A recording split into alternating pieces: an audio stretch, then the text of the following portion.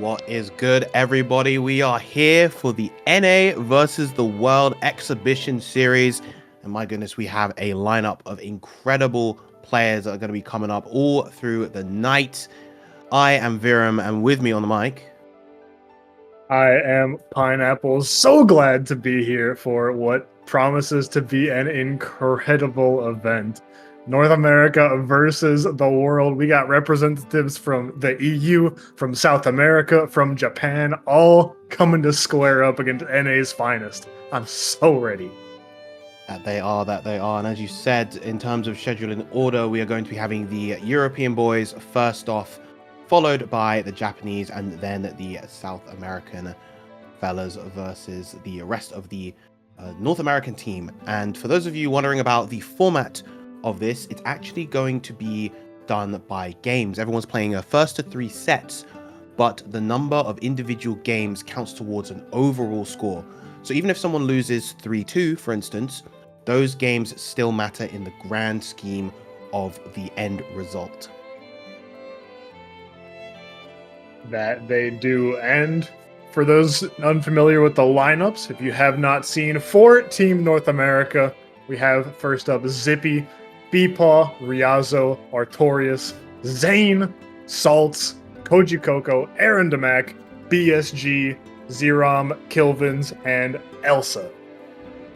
And on the Team World side of things, we've got Dudeakoff from the UK, Skyll from France, Space from the Netherlands, Usagi from Spain, Zenith, RQ, Sho-san, and Rookies from Japan, and then Whisp, Raz, Shirou, and JF, all from South America.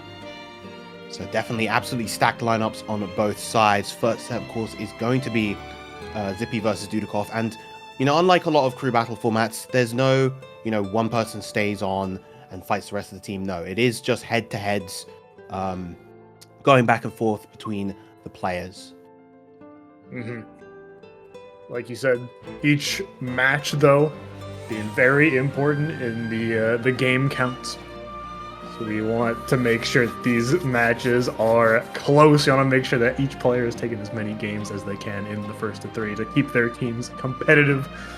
Got Zippy here on the cabinet, just waiting on Dudeakoff. Should be here shortly to get started.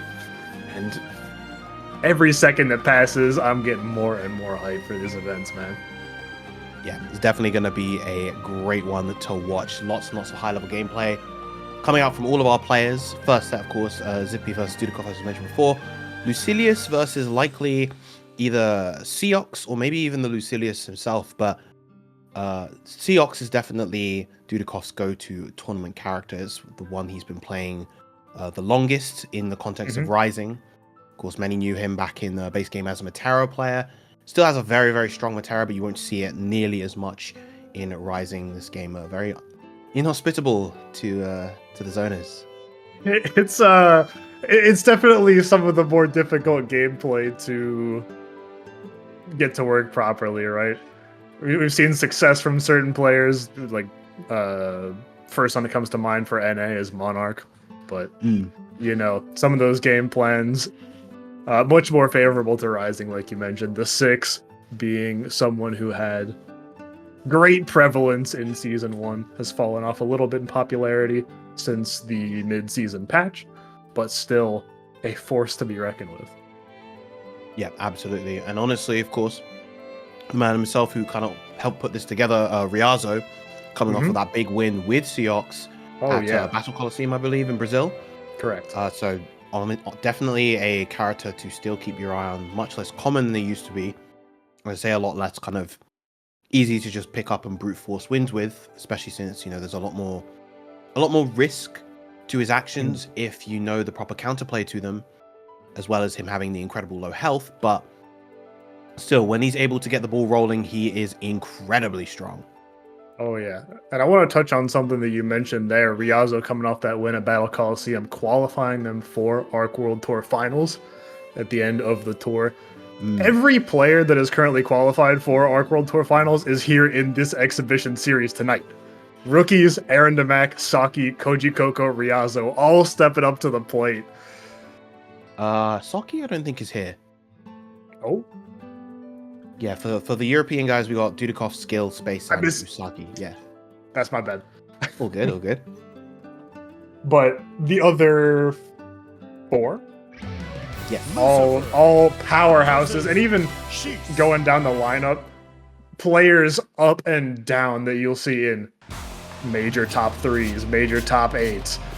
So strong is the competition here tonight, and we're ready to get into our first match. Zippy versus Dudeakoff.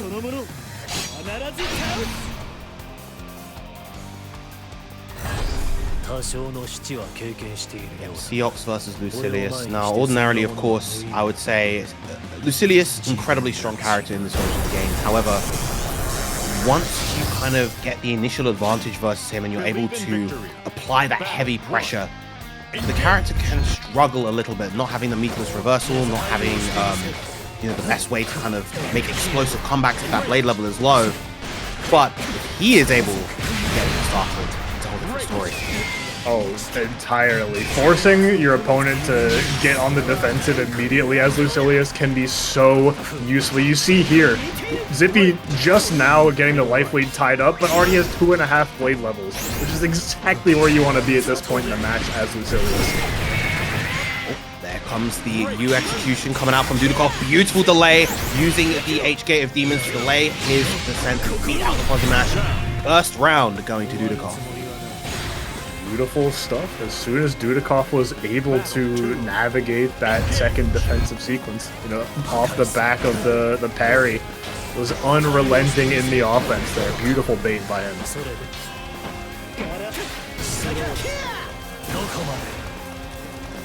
Slower start this time, both looking for an opportunity to get the opening, and there we go, catching the toes with Dudeakoff with the sweep. One of those more precarious situations that you touched on earlier. Zippy having to burn a whole lot of cooldowns in neutral, just try and get that blade level going. He got on the back foot quite early in this round. Learning those cooldowns, not necessarily a bad thing, as you said. Building up that blade level, already at level 4, despite having not really landed a clean hit on Dudeakoff so far. One more hit is going to get him to 5. Yep, there it is. And this is essentially an even round. No, never mind. The close light beating out the attempt to challenge Dudeakoff, taking the first game for Team Wild. Oh, that situation where Zippy gets to blade level 5, has SSBA, and Dudeakoff isn't quite at full health. So precarious with the recently reduced health total of 6. Only 14,000. And Lucilius, if he gets a straight catch neutral level 5, can easily erase 10k of that. Yeah, definitely. And that's if you have 3 BP. If you have any less than that, your HP is just going to be gone with the wind. Challenge from Zippy right there. Level 4 already on Lucilius with the health lead. Pose is beautiful for him. Fortunate for Dudeakoff, doesn't get the close heavy right there. That would have been a lot of damage, and he's going to pay for it as a result. Zippy keeping the combo nice and simple, straight into the SBA. The reaction on the ultimate empty hand paying dividends for Zippy. Perfectly timing the spot dodge, allowing for that catch, as well as on the heavy version.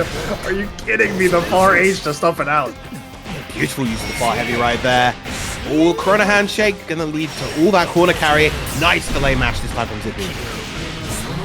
This time the Gated Demon's not catching out that delay from Zippy, and again, call with the delayed 2L. And guard cancel off, gotta restart the offense.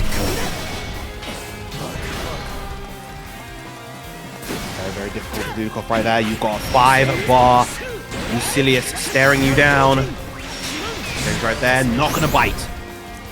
Chip damage becoming a factor. Dudeakoff not quite on chip. Will have to try and make his way in to avoid a checkmate scenario. But Zippy hovering that space with a jab, tying us up, keeping us at parity in our first match of the exhibition. Yes, indeed. How are these two going to adjust to each other? Zippy has been content to play a very reserved game plan in the early moments of these matches. We'll go for a little bit of poke, a sweep into a 623L, back up, burn another cooldown to get some blade level, and you can see the results of it here. Having nearly level 4 blade as he whiffs a DP. Big whiff on that DP right there. Now is Dudeakoff's chance to start his offense. Oh, this time not delaying the 2L. He's been doing a lot of delay mashing in that position. Dudeakoff is having a hard time kind of opening him up. Back goes into the Brave counter. Damage gonna start racking up as Lucilius is at critical mass. The cooldown's so low. Zippy can force a chip out scenario if Dudeakoff does not continue this sequence. Both players on the brink of death right now. Dudeakoff does have the positional advantage. Almost a chip point, but not quite. And there's the throw. Run up the bravery from Dudeakoff to just run up and throw to take the round. Catching Zippy flat-footed. He's so willing to hold down back, knowing that he wasn't quite in chip range. Was not expecting to get tossed up by the cat. Yeah, and it can be difficult to react to Seox's dash speed. He is so fast, by far the fastest character in the game. Plus frames using D5U, more plus frames, but there's the BC. Oh, he tried to challenge, but just get a follow-up. Skill goes a little bit wide, but Zippy retaining the advantage, continuing to press his momentum forward. Dudeakoff has the Brave counter to get something started. These delay 5Ls from Zippy have struck the mark time and time again. This time the tick throw coming out from Zippy, able to even up the rounds. And as you said, just he's using these delay mashes at very, very perfect times. Dudeakoff desperately trying to call out Zippy on defense using that Gate of Demons. Oh, what? Zippy thanking his lucky stars that Dudeakoff was not a little bit more heads up on the punish there. That could have been disastrous for the Lucilius.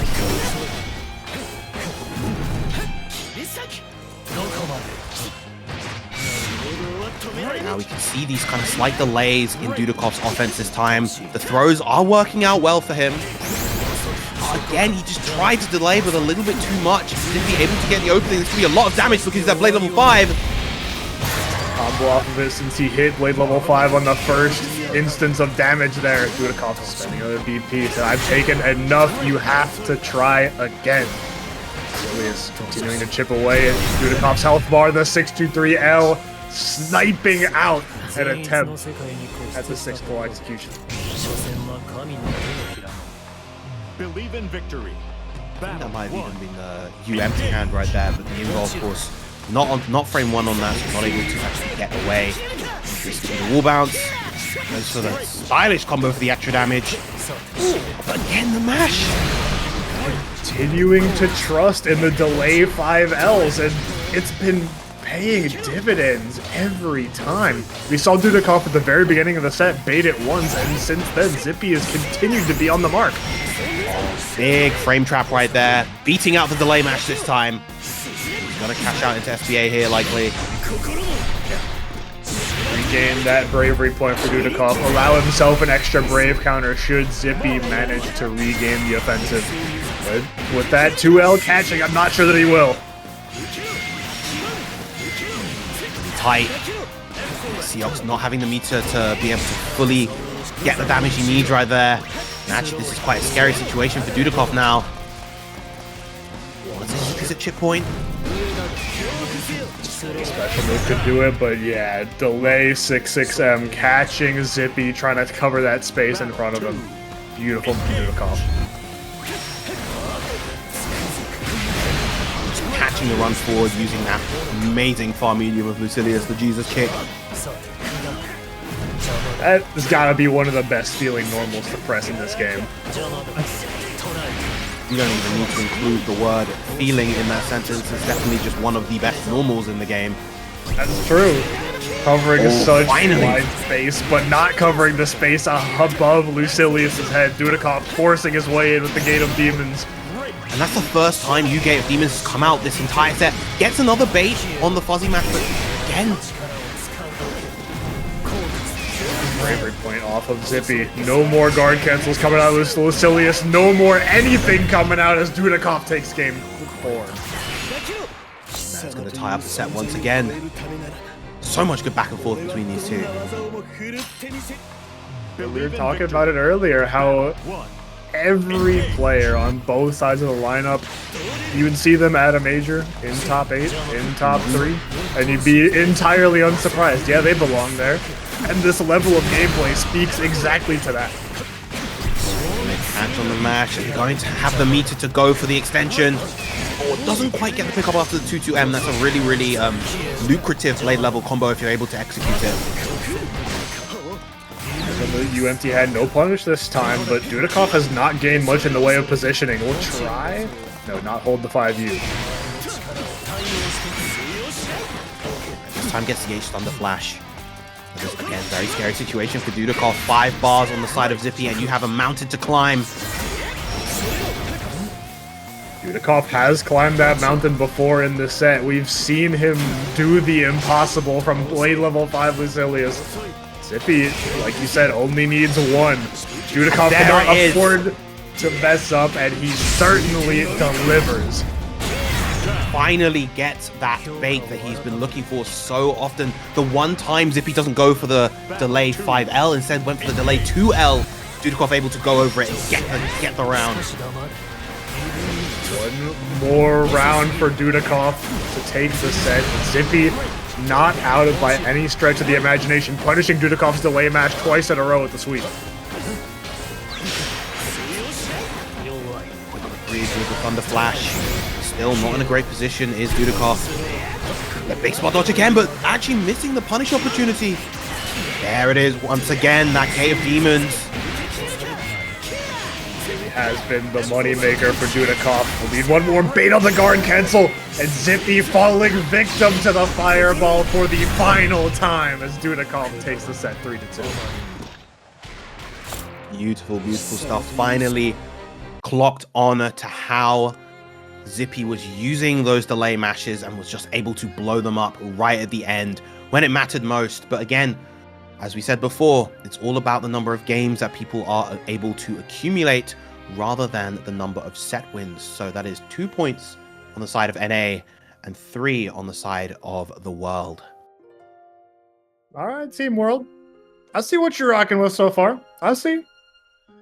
I guess we gotta bring our game going into these next few sets. We got BEPaw stepping up to the plate for Team NA, and Skyll on Team World. Now, Skyll has lately been on an absolute tear within Europe and at a lot of the European events. Also had a very respectable 5th place finish at Battle Coliseum, but Skyll, I think, in the eyes of many, currently is arguably the best in Europe. He is an absolute killer on both the Siegfried and the Sorries. It looks like he's locking in the Siegfried first, but honestly, I'm more scared of the Sorries. I've definitely seen the Sorries putting up numbers as far as tournament results for Skyll. But Siegfried, always a handy individual to have in or available to you, even if not quite as oppressive as he used to be.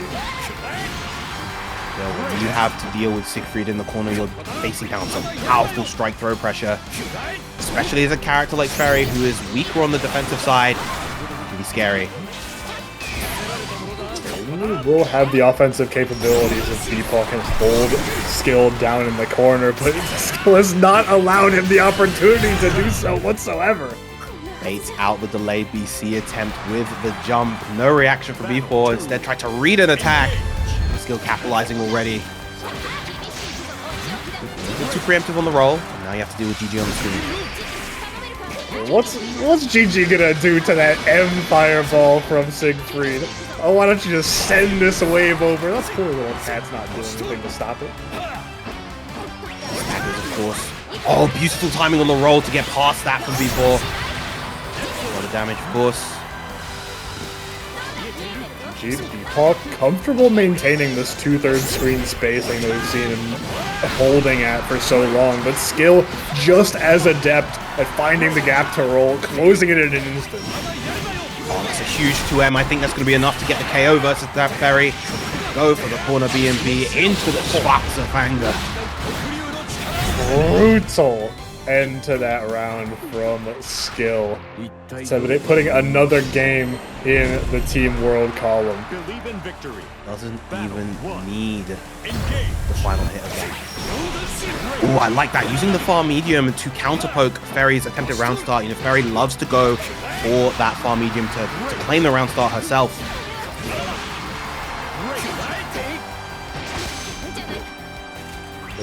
Chipping away at the health bar. Skyll content to set up the spacing traps, and BEPaw saw the heavy. It was like, all right, it's my turn. I can contest. I can try and get out of here.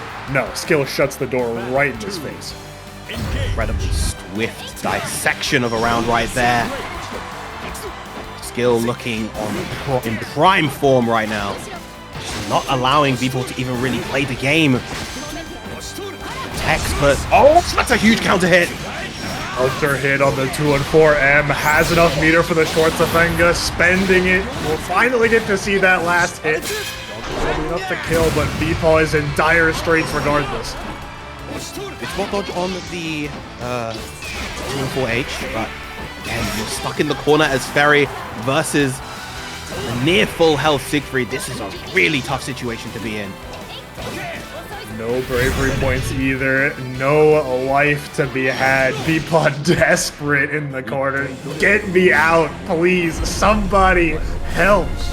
Skyll is offering no respite for BEPaw's Ferry. Yeah, this has been a suffocating start to this set so far, but BEPaw experienced. Definitely has the composure and ability to make something happen. Will Skyll even allow that chance to come? Well, much better start this time. Skyll is sure doing a phenomenal job at supporting that claim of potential best in EU that you posited earlier. So far has been showing a masterclass in corner pressure against BEPaw's Ferry. It's tough, particularly just like looking at the characters on the screen, just the amount that Ferry has to do versus Siegfried. It's a pretty big disparity. Goes for the command grab this time. Deliverance. Now you're one hit away from death. Nice use of the 2M right there. Oh, does have SSBA? Oh, wanted to close heavy, but didn't get it. Unfortunate for BEPaw right there. And now as the rest of BEPaw's meter spent, has no BP, no meter, no health to withstand any chip damage. Trying to spot what any attempts to go for attacks right there, but Skyll not letting it happen. Now 1 round away from closing the set. Big lead for the Team World so far. If Skyll's able to take it 3-0 over BEPaw, that is a comfortable position for Team World to be in.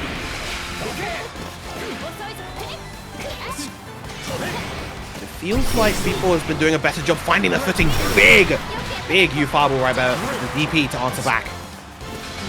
Regain that positioning. BEPaw wants to be about 2/3 screen away from Skyll. Continues to move on, unrelenting though. No matter how hard BEPaw tries, Skyll is coming. It is inevitable. Big count hit on the far heavy, and look at the damage. One more throw is gonna do it. It doesn't confirm into the Orkan right there. Chance spent it here. No follow-up. Skyll retaining the position. BEPaw, as far range as he may be, is not big. Course. Oh, but drops it again. That would have been a huge turnaround from BEPaw.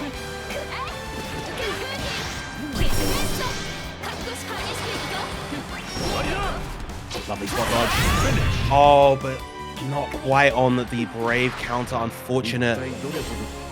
And that's going to be a 3-0 for Skyll now. World with a pretty substantial lead, 6-2 versus the NA team. Oh, boy. Difficult match for BEPaw. Extremely well fought by Skyll, though. Giving us a textbook demonstration of how to calmly approach Fairy, how to make the most of those bursts of forward movement that you're able to get against her. And once he arrived in Fairy's face in that left corner, BEPaw had seemingly no options. Yeah, it was a real hard time, and it was a shame because it felt like BEPaw was finding their footing in the latter half of that set, but unfortunately it was a little bit too late by that point, and those crucial drop confirms that would have led to rounds or at the very least high damage meant that, you know, BEPaw's life was over before it was really started. But next up, of course, we are having, once again, our organizer and champion of Battle Coliseum, Ryazo versus Space on the Beatrix. Oh yeah, like you said, Ryazo coming off that win at Battle Coliseum not too long ago, been putting up numbers in the online scene as well, before, after, unrelenting with the 6, being our second one that we've seen tonight. Now, if there's a player that I think, at least in Europe, plays the 6XL game incredibly well, arguably the best in the continent, it is Space. He is so good at kind of playing that rising neutral, playing around those spacings to apply the offense. Beautiful use of the M Thunderbird right there. This could be a ton of damage. Just as you touched on that spacing, Space had the distance away from the U Thunder Flash to make sure Thunderbird didn't hit on the way up, came down to punish on the way down, and was able to secure that round. That's a good start, just making use of the throws to keep... Oh, lovely bait on the DP. Couple buttons into nothing from Ryazo. Space caught reaching a little bit. Oh, and gonna bait the throw as well. Ryazo just making a complete 180. Just as convincingly as Space took the first round, Ryazo said, okay, I see you. I see you. You're baiting the defensive options. You baited my parry. Hey, guess what? I can do that too. Oh, big count hit, but not going to extend too far. Heavy, but no real capitalization. There we go. There's another 6XL. And this is going to combo all the way to the corner. Get that wall bounce. As SBA on deck as well, will drain another bravery point from Ryazo, giving him one opportunity at a brave counter out of this corner. Has to decide when to spend it. Oh, instead goes for the H Thunder Flash, goes for the side swap as well. Lost some space. Off to spend those resources. Now that you've regained the third one, yeah, spend those defensive options. You've got the health lead, you got the resources, you got the whip punishes too. That far heavy of Beatrix is such a good button. The kind of poke that you wouldn't expect on, you know, this fast rush down character. Her having that big, kind of slow, far heavy to just play that mid range in an additional layered way is just so strong for the character. It definitely gives her it rounds out her kit, complementing the slurry of in-your-face options that she has in addition to it. That one mid-range poke really seals it out. Big opening coming up from Ryazo though. Ryazo wants to get some momentum. He's doing a superb job getting those openings against Space. Space having a bit of trouble on defense. Amazing bait on the DP right there. In the corner, Ryazo been very, very consistent at scouting out Space's DP timings.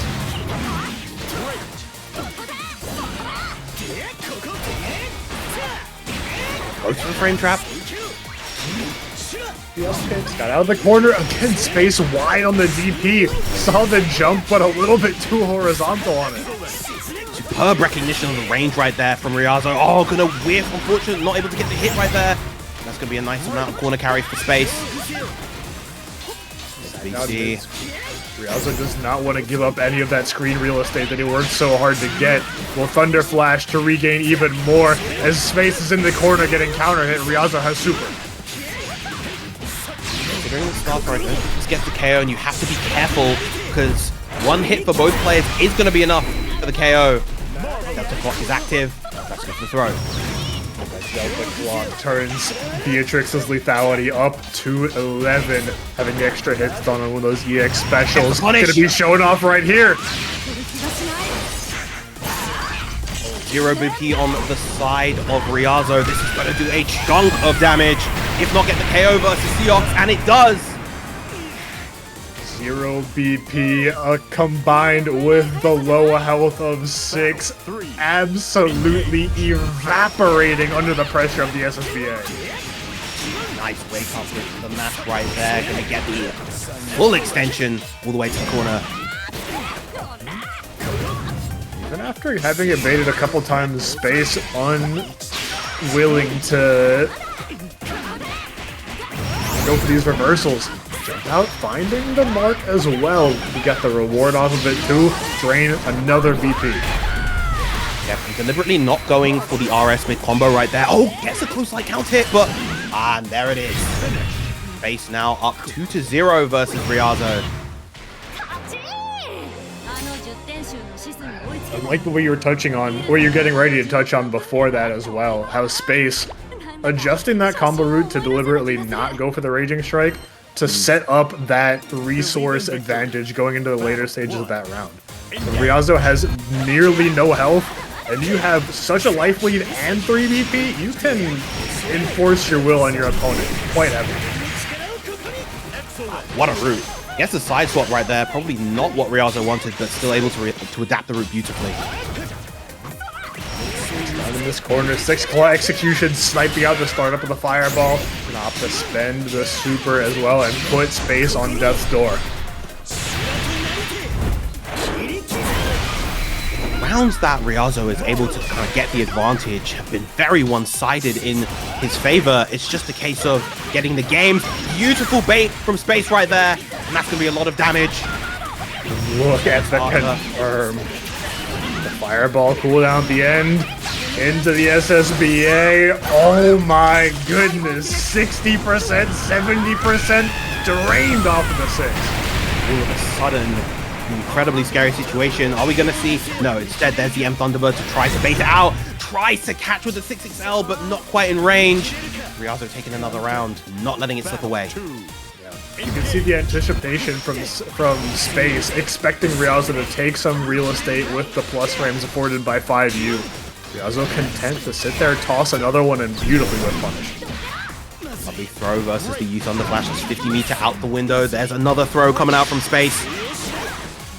Even then, willing to take the third with the Thunder Flash right there.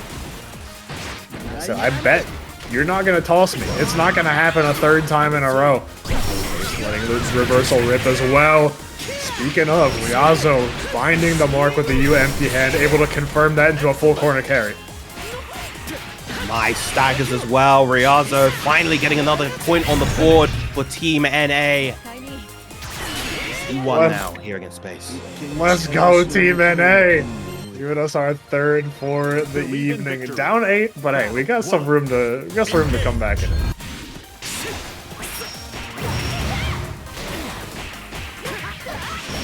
Big starter coming out from Space. Close enough to get the close medium, going to extend and manage those cooldowns beautifully. There's the 5U, and now one hit is going to be in death. Able to find the execution. Oh my goodness. That was good. Locking it out. Big catch right there from Ryazo. He's going to need to keep the combo a little bit shorter. The super, yeah, cancels the first hit of 5H into super to avoid that combo limit potentially dropping. Oh, doesn't block low. Again, Ryazo, once he's able to establish his offense, he's always just on the ball, always able to just dissect Space and deal a ton of damage, but he's not able to do that. Stuff swings in Space's favor. It really has been the momentum game for Ryazo, like you said.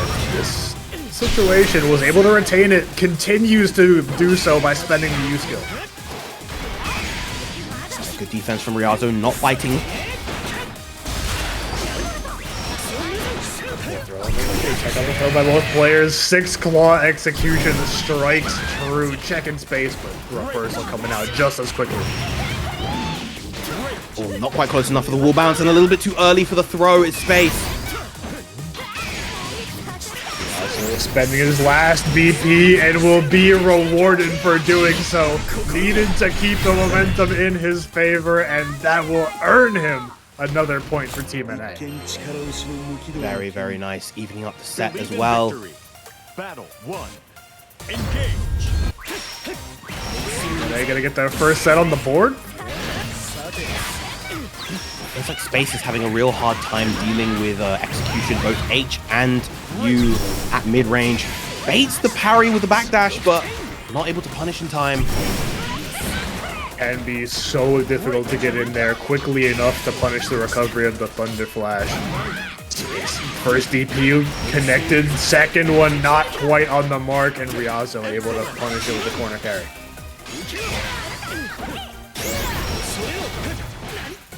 Oh, big hit right there for Space. We were talking about earlier, Space being one of the premier players of that 6-6L neutral, that rising neutral. This time not quite coming through as the U empty hand stuffed it out. I think Space wanted to actually catch that out, but of course the slowdown from the U skill means that you're not going to extend that 6-6L as far as you want. With a double 6-6M, and he's going to catch Space as well. That Ryazo momentum that has been paying dividends for them the whole set. Able to open up with the empty jump low as well. I'm super. Are we going to cash it? One throw. Is Ryazo going to end this with a perfect? Doing such a good job. No, very nice. Instead, ends it with the Thunder Flash. Doesn't allow Space to establish any momentum right there. And the reverse 3-0 closes the gap for Team NA. Ryazo giving Team NA their first set win for the evening. Beautiful stuff. It was looking very Space favored in those first 2 games. Space got a very quick 2-0 off of momentum shifts in his favor.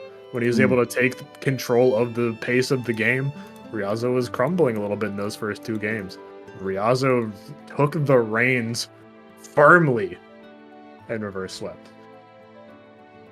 At the very least, once again, for Team Wild, because Space was still able to get those 2 games, that helps their score quite significantly. Every Team Wild player so far has managed to get points on the board. Let's see if that streak is going to continue with Usagi coming up versus Artorias. Artorias, of course, known for his Siegfried, has been leaning towards the Catalina as of late. And well, I know I like to linger around a lot of the communities, European, American, of course, but you know, I don't think NA like this character very much, Catalina. I've been seeing a lot of vitriol towards how she plays in the current version of the game and how powerful everything is in her kit, how she's able to convert her damage as spectacularly and consistently as she does. It's giving a lot of the NA players some trouble, it seems. It's definitely a stark difference from where this character was at the beginning of the game. Generally considered one of the weaker ones, and I think the shock value of the character suddenly being that much better really catching people off guard. Like you mentioned, her conversions are so punishing, so valuable. Artorias being one of those players who I think is among the best at finding those punishes, surgically placing 2M. And every time he presses it, it feels like, okay, the button's gonna hit, he's gonna get a full corner confirm, and then he's gonna start the party in the corner. Yep. Meanwhile, on the side of Usagi, now Usagi is a woman of many talents, a woman of many characters. Now, lately, I haven't really been seeing her play too much personally, but I know that she's been favoring the Vesusia as we see on screen right now. And I think this character definitely capable of a lot of damage and a lot of power. Touching on earlier how Rising is not necessarily the most favorable for the zoning type of characters, but characters that lean more into that screen control archetype, where they're not really zoners, but they will make it very hard for you to traverse the screen. And succeed quite well. Jump. Artorias in the corner. And there's the counter 6-6L. That is going to be more than enough for Artorias to get this first round. Saying one conversion. When Artorias is able to get into that corner, it feels like he, as a player, is unable to be successfully brave countered against more than like twice a set. Over a couple nights ago at Clover Clash, one of the weeklies that we have here in NA, the number of sets that Artorias won off of well-timed light walls blowing up their opponent's DC attempts was staggering. So he's stuck in the corner, looking for an opportunity to get out, and these jumps, ill-advised. Artorias 3 for 3 on those anti-airs so far. This is the thing as Vesusia, of course, because she has that like Susano-esque run, she doesn't have the burst range with 6XL that a lot of other characters have. We see Artorias maintaining this range where he can react to Usagi trying to run towards him. Ooh. Brave counter on the follow-up to push Usagi back towards this corner off of that 5U follow-up that is normally safe. Able to find an opening. Get some space back for herself. A little bit too far with that. Well, goes for the DP to prevent Usagi from maintaining her turn. Artorias getting another game on the board for Team NA. Alright, we're seeing a character switch, as I said before. Usagi, a woman of many talents and of many characters. We may be seeing the Lucilius, the Belial, Grimnir. There's the Belial, okay. The tried and true, the old Empress from base Granblue has returned. If I remember correctly, she's also got a Luane deep in the pockets as well. Correct? Oh, yes. Yes, she does. So, a fun story about that, actually. All the way back in base game, the first character was actually Lance.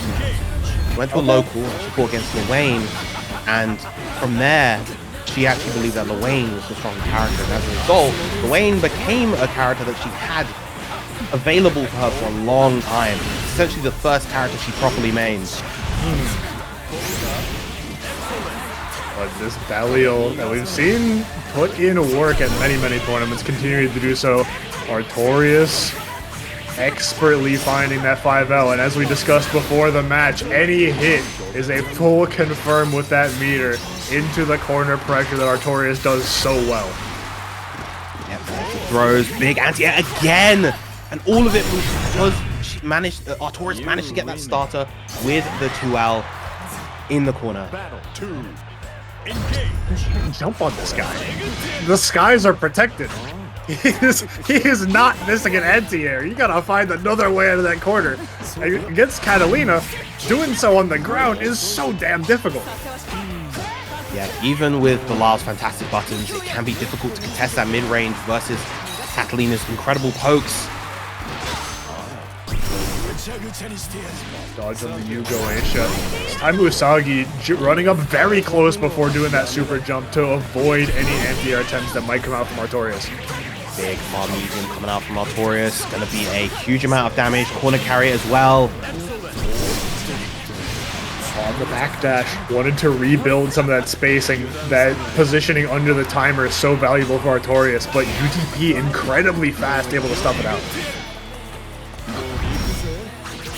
Oh no, you can't do 2-1-4H there. That is punishable, and great awareness from Artorias to get that punish. Suddenly now, it's looking near even between these two. If Usagi gets 3-0'd here, the scores are going to be dead even. Are we going to a third unique character for Usagi? We've talked about Vesusia, Belial, Lucilius, Grimnir, Luane, all still on the table.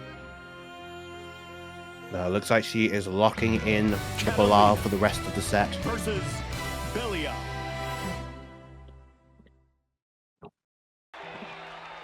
Believe in victory. Battle 1. Engage. Alright, one game for Artorias to potentially bring us back to parity here in the NA versus EU segment of the exhibition. Good DP coming out from Artorias. Again, just working around that 6XL range so superbly, so expertly is Artorias, and the rewards are so high. Catalina pays dividends to players who are willing to play it just around that 6XL range, play in a range where you can react to opponents' approaches. Artorias showing the value of that. Big hit for Usagi right there, going to go all the way into SBA, not quite going to get the KO just yet. But one more opening should do the trick. What is the choice from Usagi? The safe jump, JH connects the triple attack low, finding Artorias' feet, caught him standing.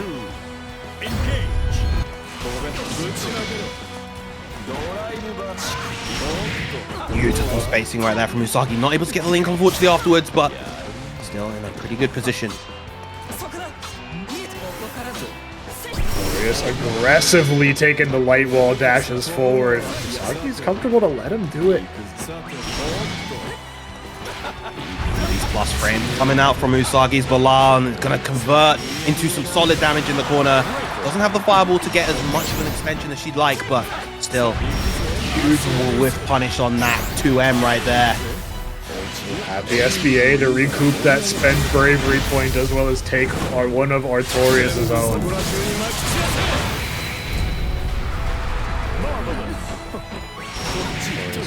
Defensive response, tries to bash on the H Croatia. Usagi not able to pick up the confirm, but finding a 2M afterwards will clean it up just so and deny Artorias the chance at tying up the set count. Very good stuff from Usagi right there, just able to kind of maintain that corner positioning a lot better this time. And it is difficult versus Catalina. She has good defensive buttons, barring that 2L of course. But it's really not just the strength of the defensive buttons themselves, but also the reward that she gets for each and every one of them. Oh yeah, especially once Artorias is above that 50% meter threshold and is able to cash out with the U Fireball. He tried to put something in. Not sure why she went for the JU there, but it's not going to matter in the end. Gonna get the fireball back and go for the extended route. Doesn't even need the SBA, but uses it anyway. Link straight in, and another round for Usagi. Extra damage. Usagi has been turning it up. After dropping that first game with the belly, she's looked like a woman changed in these next few matches as her pressure has been unmatched. These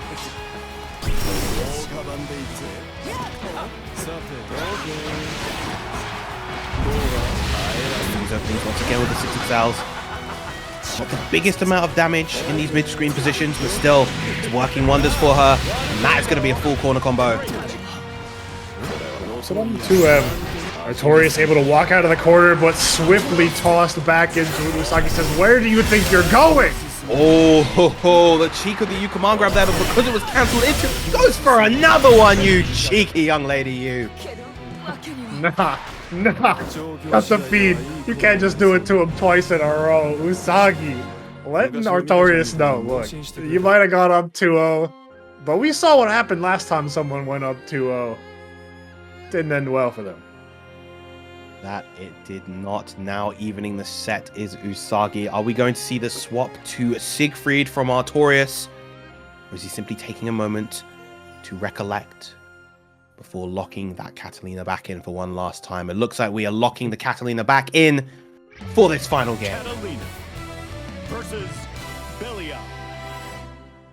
I love both of these players in their moments where their backs are against the wall, returning to the character select screen, collecting themselves, trusting in the character they have selected for themselves, and renewing their spirits for the final game. Useful delay on that 6XL from Artorias. Once again, that U command grab. Been devastating for Artorias. He's been pressing into it as though it is one of the regular versions and constantly getting scooped out. I'm honestly shocked. That move is... It's a candidate under normal circumstances for one of, if not the worst use skill in the game, I would say. And yet Usagi is using it so masterfully right now, but Artorias getting all that corner carry, getting all that damage. Usagi able to fight her way out of the corner, and Artorias has seemed uncharacteristically jumpy on defense, been challenging into Usagi's close range pressure very often and been getting counter hit for it left, right, and center.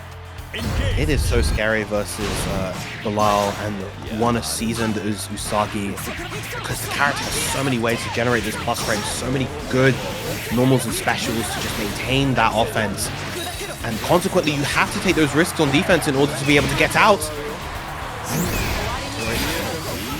Making it at the right times, but there's the BC bait with the light wall finally around in Artorias' favor to get him some momentum back. And we're going to a final round for this set. I'm honestly very shocked that it's taken this long for that light wall to counter a BC against Usagi. Really demonstrating how expertly she has been placing them against Artorias, who seemed so difficult to use that resource against in previous tournaments. Able to actually get the punish right there against... Oh, that's a huge whip on the DP. Unfortunate for Artorias right there. The walk out of the corner as well. The link into the SBA off of the medium Goishas, eviscerating Artorias' health bar. And that really works wonderfully for Usagi right there, because it means that she gets to keep the Goisha cooldown for the pressure. There's that 6XL opening.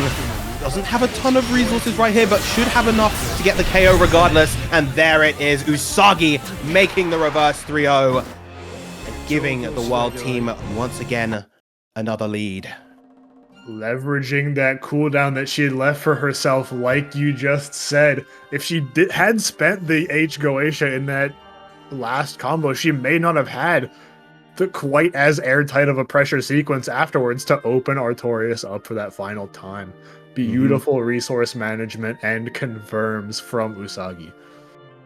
Yep, excellent stuff to both players right there. Close sets were had throughout so far. That will be the end of the European players putting the world team on the map and doing them absolute justice. But next up, of course, we will be having the Japanese players in a clash of the titans here.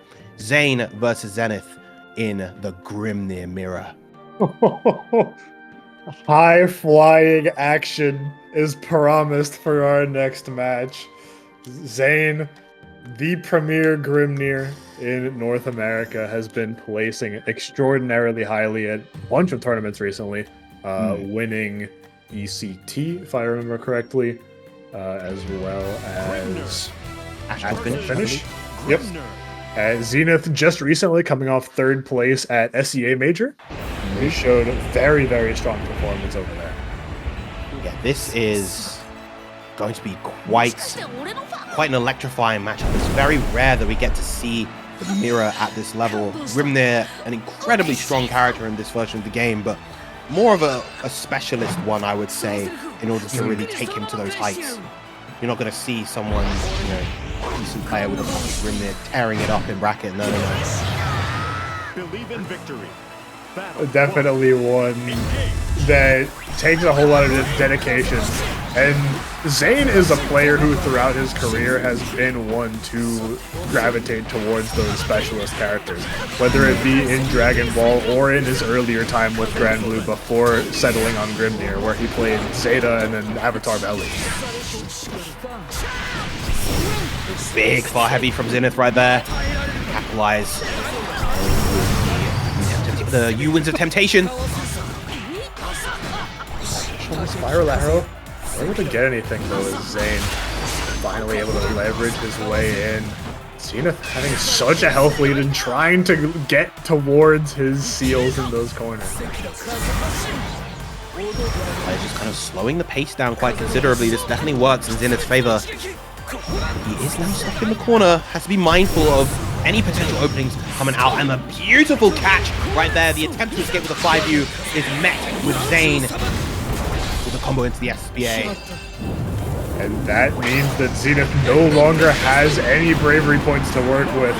throws are deadly at this point, but so are mash-outs that are beautifully timed by Zenith. Cannot believe those spot dodges worked out for Zenith right there, taking that first round. Another little tidbit about Zane right now, of course, he is the current leader on the Arc World Tour leaderboard by quite a significant margin thanks to his most recent results. The premier competitors who has not taken one of the automatic qualification events, but those results are coming consistently and so darn often. So they're in very good positioning going into the last qualification race.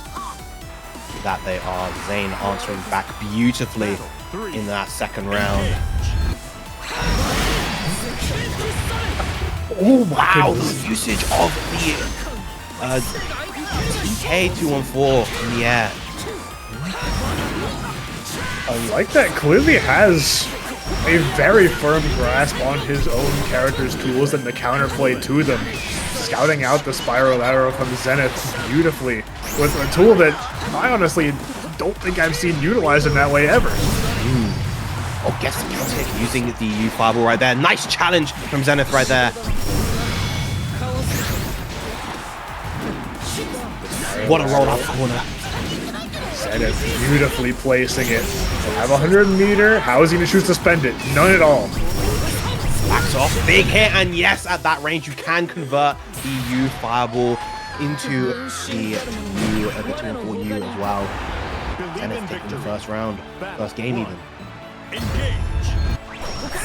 With the pace that these matches are going, it feels like it is a constant back and forth. One player is able to set up shop with the seals. They get pushed out a little bit, and then it's the other Grimnir's turn to play. In this case, Zenith starting out first. Not quite able to get that H Winds of Temptation right there. That would have been a real nice follow-up to get. Great opening, does Zenith. Set back to neutral with the backwards air dash. Zane tries to put up a wall, said, alright, give me some time. I need to set up this space. But Zenith forces his way in, deletes the fireball with the U version. Says, that is my screen space. I'll be taking it, and your help. Yeah, Zenith also right now just playing beautifully around Zane's defense. It feels like Grimnir is a character that can deal with his own defensive options incredibly well, play around it, using the plethora of offensive options at his disposal. Lovely use of the JU right there from Zane, and gets a big hit. Confirmed just as Zenith did in the previous round, spending the 50 for 2 U skills. A counter hit on the far heavy leads him to a perfect.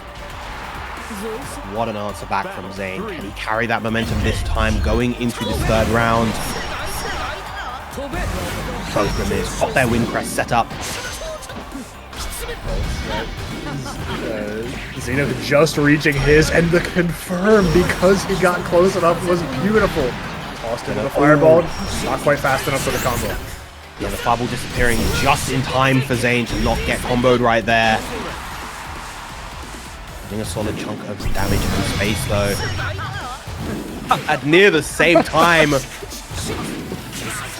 Both players saying, oh, I got some space, cool, thank you, I'll set up my crest. Zenith though being the first one to pull the trigger afterwards, and just as quickly putting himself up 2-0 over Zane.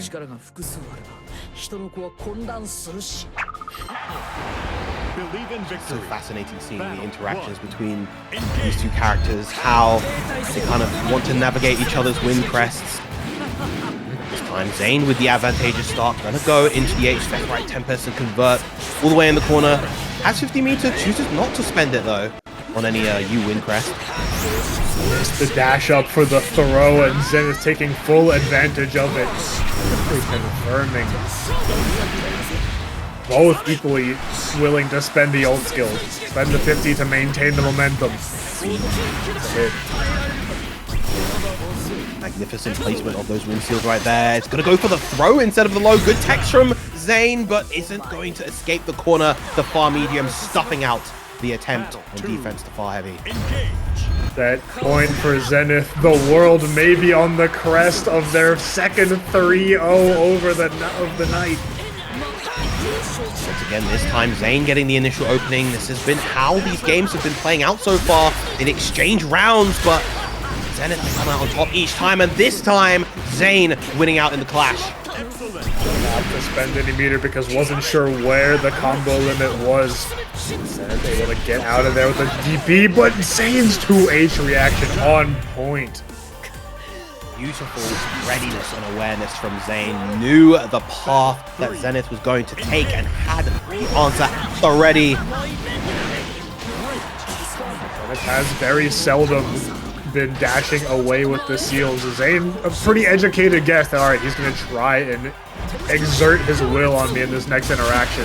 To send that 2H, and it rewarded him heavily. See those plus frames. Gets the space with the U5, punishes right there. Unable to get the link right there. BEPaw. Finally unleashing the BP. There's no meter for Zane. Zenith having full resources in his pocket. He'll spend it for some pressure, but both players, since they have the seal set up, can avoid the situation. Dancing around the screen, both players just making use of those seals at all times. Just the tension that those seals create for both players is just... Wow, I cannot believe that hit, and it managed to get the big whiff punish too. Not able to find the kill confirm off of it. Zane spends a BC for no reward. Wow, that caught, but unfortunate. The Rising JM is going to get punished on the way down, and Zenith able to take it 3-0. The world taking their second 3-0 set for themselves, continuing to catapult the lead up. Zenith showing why he is one of the premier Grimnir players in Asia, giving us a masterclass in the mirror, which... That was such... The Grimnir Mirror might be one of my favorites to watch now. That was so entertaining. Yeah, it is quite electrifying. This character is so unique among the roster. And just the way he navigates neutral, the way he kind of maintains his offense are very kind of different to what you traditionally see in Rising. And so seeing the kit clash against itself definitely makes for some really interesting watching. Coming up next, we're going to be having Saltz, our Jita extraordinaire, up against RQ. You likely to be rocking the Siegfried, if I'm not mistaken? I'm actually not 100% sure myself. I remember RQ on the Nia pre-patch, but definitely curious to see who they're rocking this time. I'm sure someone in chat could probably enlighten me to who they're likely going to pick. But I know that Saltz very, very kind of adamantly sticking with the Jita in spite of the nerfs that we saw in version 1.5. You know, the character, I believe, is still strong, but she's in that awkward position as a character where you're a Shoto who is outclassed by another Shoto. Looks like you were correct on the Siegfried for RQ. Yeah, like you were saying with Saltz's Jita. Previously, she was the Shoto to outclass others, right? And after taking that hit in 1.5, a lot of players are saying, well, why not Belial? I want to play a Shoto, why not him? Exactly. It feels like, generally speaking, funnily enough, I feel like the Jitas generally don't shift to Belial. They tended to shift to Catalina or Beatrix, if just because, you know, cute girl attacks. I think if you're playing a cute girl, you want to keep playing a cute girl, because, you know, people like playing cute girls. Believe in victory. Battle 1. Engage. That they do. Saltz sticking to his guns. RQ rocking the Siegfried. Beautiful counter hit, immediately stuffing out Saltz's approach. RQ on the cabbage free, not using the radish weapon. Yeah, we got the full fields in the background. Could have had some of the vegetables to go along with it. Or I think he used the dandelion one as well. Lancelot. Or this Lancelot. Yeah. Keep it real simple with the corner B&B. RQ just clinical with that first round. Looking like he has not broken a sweat. In all of the challenges that he made to Saltz, he's like, all right, making it look effortless. Of course, the squires in the back rooting for good old Siegfried, Boondock. Yo, that's our guy. It's one of the Dragon Knights. He's the homie. And Saltz down in the corner, and Saltz does not want to stay there for long, spending the 50 on the ult VP to guarantee that reversal. Oh, no confirm after the light chain though, but no follow-up on the fireball either. Giving Saltz a couple of chances. Will that come back to bite RQ? Saltz has made his way out of the corner, has 100 meter for the SSBA if he's able to land a hit, but RQ will not make that happen. Siegfried 2M, the menace of a button that it is, getting RQ his first game win. The timing of that 2M was absolutely superb from RQ, just patiently waiting for his time to strike. Oh, that's a huge counter on the second hit of 668. It's going to be a full combo in the corner. Even without super, the damage that has been taken off of Saltz's health bar is catastrophic at this point. Would have been a full corner carry, but RQ not afraid, immediately waking up with the jab. Solid corner carry himself as well. That chip damage is mounting up. RQ holding steady, holding down back, not letting Saltz gain an inch. Try as he might, you touched on it earlier, the placement of these 2Ms, surgical, going in at the exact moment to strike that counter hit. This beautiful defensive play coming out from RQ, just really giving a hard time for Saltz in neutral. Empty jump throw. And once ran out of the cooldowns to keep up plus frames, you can see RQ just back up to maintain a difficult spacing for Saltz to contest. Yep. You know, Jita, very solid buttons and very fast, but RQ just maintaining that range where he can just react to stuff so well. Saltz deep run up, finds the close medium, but nothing further than that, and RQ's jabs always on point. He has a sixth sense for exactly when Saltz is going to go for an overextension, and there is always a button there to challenge. Saltz finally busting out the DP, but the DP in response from RQ. So difficult to do those cancels versus a good Siegfried because of the range of that DP. It's so damn horizontal, it can punish a lot of things that many other DPs can't.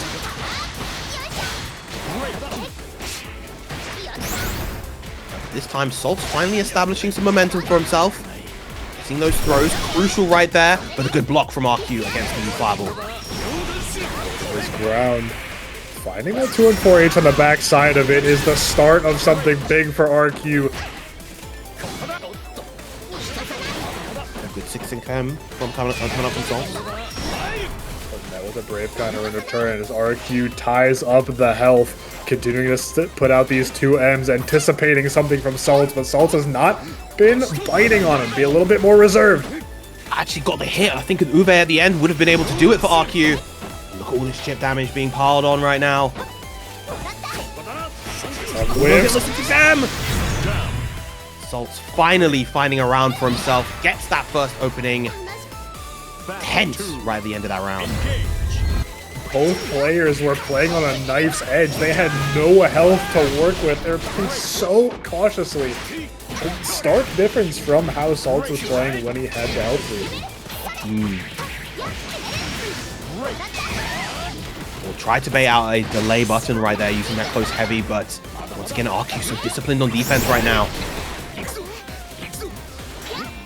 Punish. There we go. Counter hit. This time, Saltz not letting RQ get away with those challenges that have been putting in so much work for him earlier in the set. Comboing that block with those buttons, but again, just RQ's so good at finding these hits. It's looking real tough for Saltz right now. And there it is, caught. Saltz trying to act, making use of that big old Dragon. Stealing another one out for Saltz. Counter hit confirm right off the rip for RQ. Oh, it doesn't get the confirm off of the counter hit 6XL. That would have been pretty big for Saltz right there.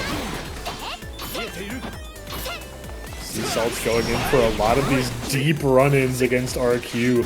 He's showing some of these delayed jabs, and Saltz has been trying to call it out, but to very limited success. Very nice bait on the DP right there. That's going to be a full combo into the corner. Might even spend SBA for this one. No, I think this... What a roll out the corner!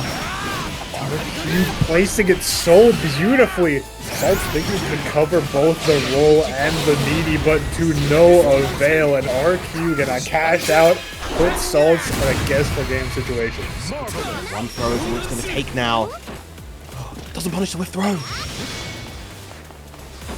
He was content to just hold down back. He knows the chip damage will come eventually. The Sig-free DP, so difficult to navigate when you are on chip out point. RQ 3-0 over Saltz. Yeah, further expanding the lead for Team World. 10-point lead now, thanks to Japan's efforts. 2 3-0s back-to-back.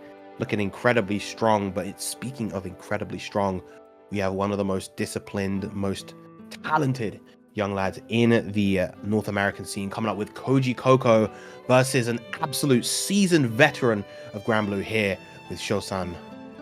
Probably the best setter in the world. Almost definitely. And Kojicoco, you alluded to his accolades in this game. Getting, I believe, 3rd at EVO 2024, making it very, very far in the previous Arc World Tour.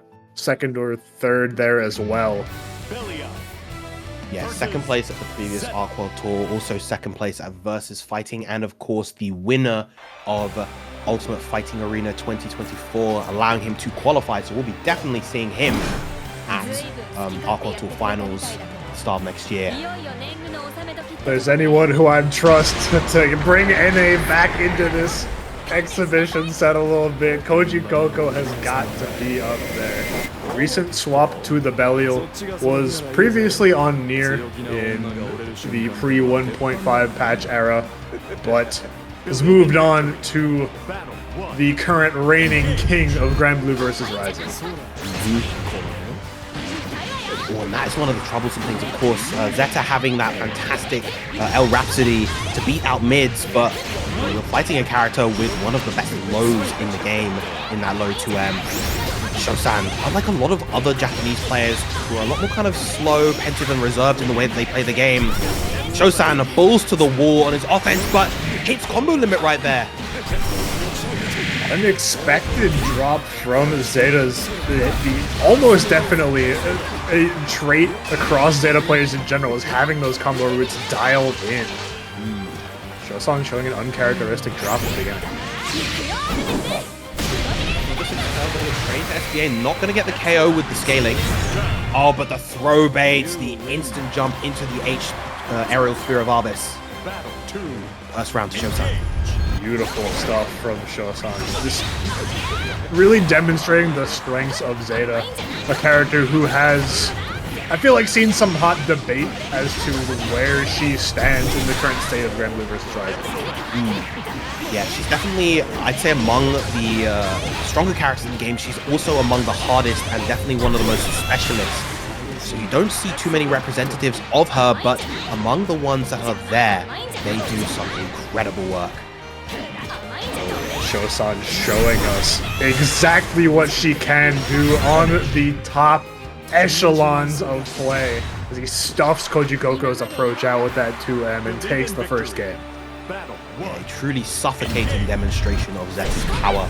And the huge 668 to start the round, and is going to get a combo all the way to the corner, likely leading into a safe jump as well. Yep, there it is. Not even going to go for anything fancy with the anti-air, just going to catch the landing, Once again, go for another combo. We were talking about Sho-san being a little bit balls to the wall, but round start 668 is a bit much even for that. Sho-san said, alright, I'm going in. Excellent whiff punish from Kojicoco. Now going to get the side switch using that new fireball. Well, there's a lot of work to be done here. Sho-san immediately using the H Rhapsody. Oh, in range of fortune right there. Kojicoco missing that confirm and it's going to die for it. You can see how far in advance Kojicoco had dialed in that combo. Saw the confirm on the 6-6L and was like, alright, I got it. 2M, H Asmodeus will be nice and easy. But the whiff on the 2M was fatal for Kojicoco. Again, using these 2Ms to beat out the L Rhapsody. I wonder if we're maybe going to see some adaptation using the M Rhapsody, a move that you almost never see from Sho-san, but while we're saying that, Kojicoco on fire in that second round. Striking back for the first time this set, saying, I'm not going down like some of my predecessors. Sho-san recognizing the medium DP, but not able to punish it with the spot dodge.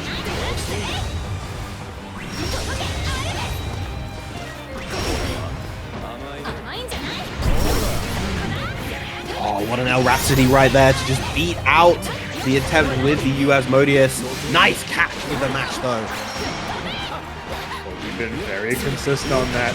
The mid-screen hit won't build enough for SBA before having to spend some. We'll just take the extra corner carry with the Yugo Isha instead. Love that routing right there. Using the whiff throw as a frame kill and the slight delay on the 2L is going to net Kojicoco a game against the Japanese powerhouse. 1-1. Believe in victory. Battle 1. Sho-san took that first game in short order, and as soon as I saw him start game 2 with counter hit 6-6H, I was thinking some thoughts that were not good about Kojicoco's prospects. But Koji proving me wrong, silencing any doubters. I think if there's a character that can exploit some of the shortcomings that Zeta has, it is Belial. Once again, a character with such a good low one that he abuses and uses and abuses all the time.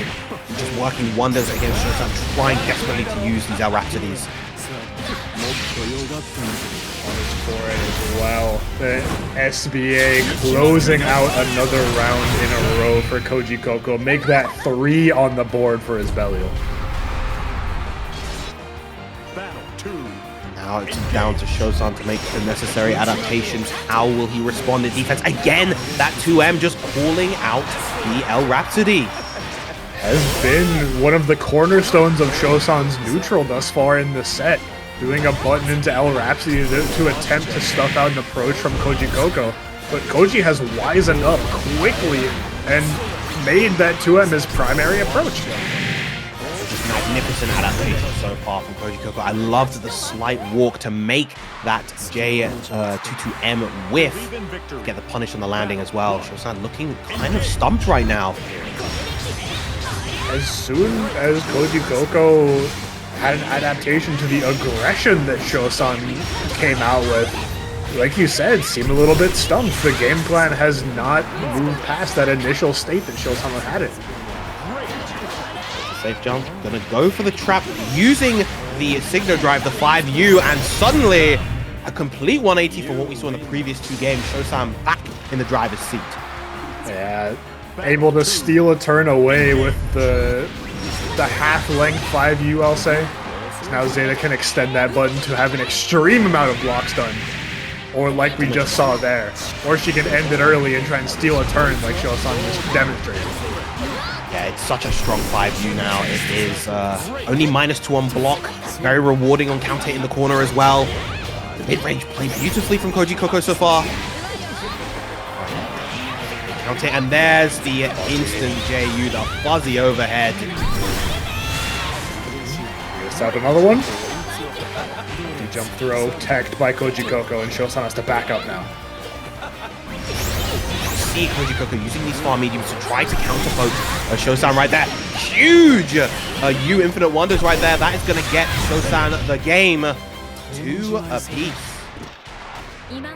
Us 2 up, and as we get later and later into this exhibition, any games that Team World gets, regardless of set results, are hugely valuable as they are way firmly in the lead. NA needs to be taking some convincing wins. They want to have any hope of tying us back up. So that side for using the Eugoisha is definitely a start. Again, catching the delay mash from Sho-san right there. Is he going to build the meter? Not quite. Again with the delays. Kojicoco is so masterful with the timing. Catching Sho-san wanting to immediately get one of those follow-ups off of the H Rhapsody. Slightly delaying the 5L, stuffing it out beautifully. The jump from Kojicoco using that DP. Sweet from Sho-san. Huge 6XL as well. Here comes the safe jump pressure. Lovely bait on the throw. And this is Zeta, baby. The reward off of those throw baits. Massive. She gets to set up the mix at the corner. Immediate guard cancel off of Kojicoco. Does not want to hold that high-low mix. It is worth noting that Zeta can actually bait out that guard cancel if she lands and goes for the Rhapsody immediately. Going to cash out. JGCU, the change with the ultimate skills, and that is going to be the round. Final round here in this final game between these two. Talking about how after Koji had taken 2 games, Sho-san might have been looking a little bit slow on the adaptation. They're most certainly back in this set. Koji firing on all cylinders, trying to close us out. 50% now down for Sho-san. Big jump out the corner for Sho-san, and now he can start the offense. What's the choice going to be? It's going to be a throw that's teched. Stop Kojicoco's approach out with the 2U, counter hitting again. That's been finding the mark many times this set. Stop the knockdown. What's it gonna be? Fuzzy doesn't connect, but still maintains the offense. Big BC for Kojicoco right there. It's going to get that offense using those 2Ms. But escapes out the corner, does Sho-san. That's a huge hit for him. Is he gonna go into the SBA here? Yes, he is. Linked straight into it. And is it gonna be enough on the 1BP? That it is. Sho-san taking it 3-2. Putting the world up to 20 games taken over Team NA as we're approaching the final game of the NA versus Japan section of the exhibition. Aarondamac, our EVO champion, versus Rookies. Our EVO Japan champion. Both these two, of course, automatic qualifiers for the Arc World Tour. Belial versus Seox. Giving us some more representation of the cat than we've seen already tonight. We already had Ryazo and Dudeakoff showing off a couple different ways of approaching the character, and Rookie is going to be giving us yet another.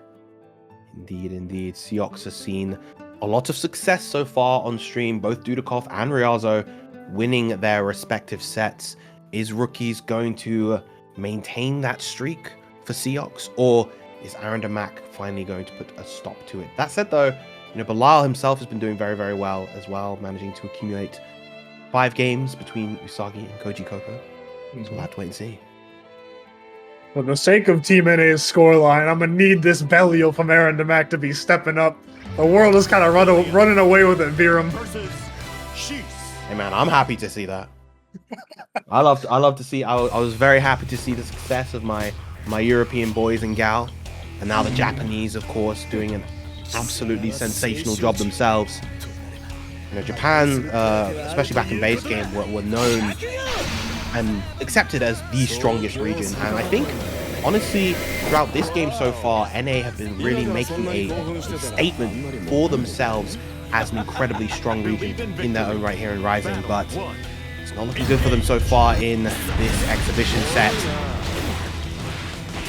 This could be a different change of tune though. Rookies starting off incredibly aggressively, and Aaron immediately forcing him into a wall. already up over 60% of Rookie's life, just shredded away. The volatility 1 of BP. execution happens.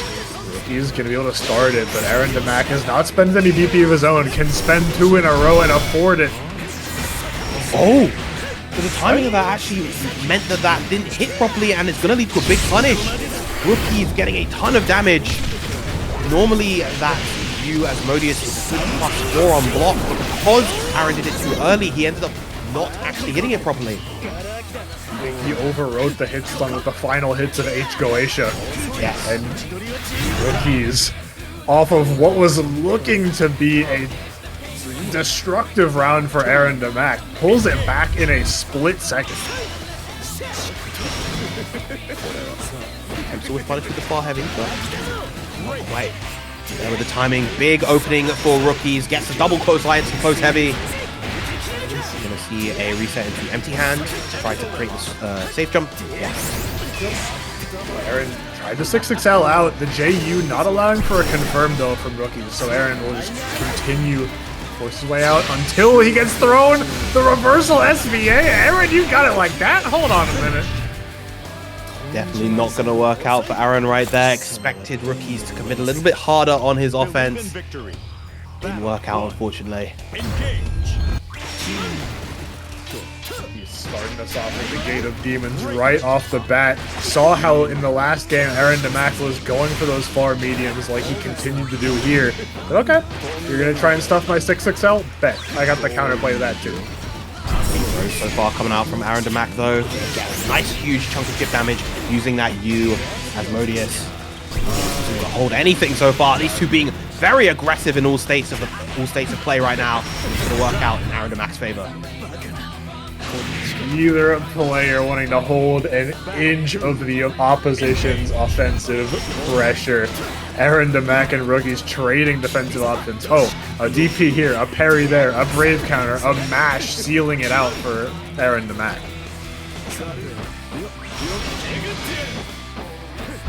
Offense once again being piled on by Aarondamac. Beautiful 6XL, but no conversion coming off of it. Yeah, plus frames. It was. Run up, toss him again.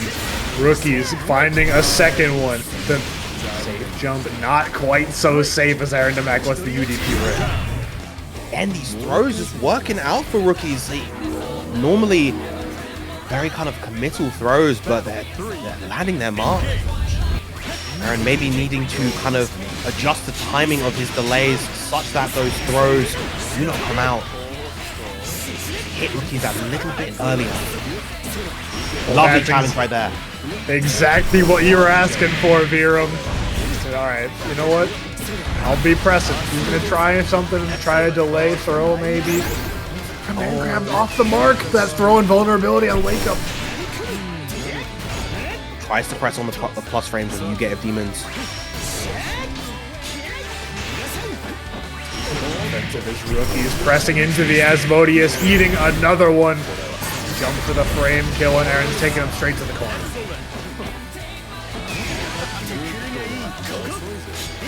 BC, we might see one.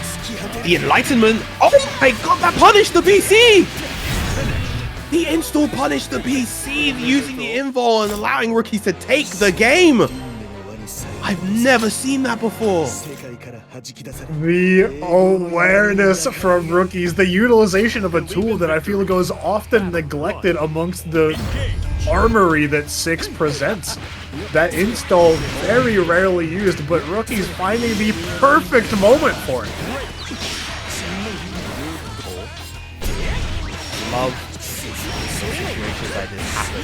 Just learn things about the game that you never knew before in situations that just are so rare and so interesting. But how is Aarondamac going to make that reversal? UDP might be the start.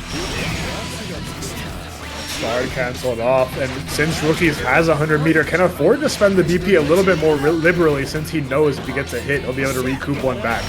Yes. I said though, he does have to be careful at this range. He can potentially die with a straight hit from Bilal, but that straight hit is not going to come. Rookies now on set point. Battle 2. That stray hit into death was a two-way street there as Aarondamac was also bleeding heavily. But he's now, like you said, set point over Aarondamac in quick fashion.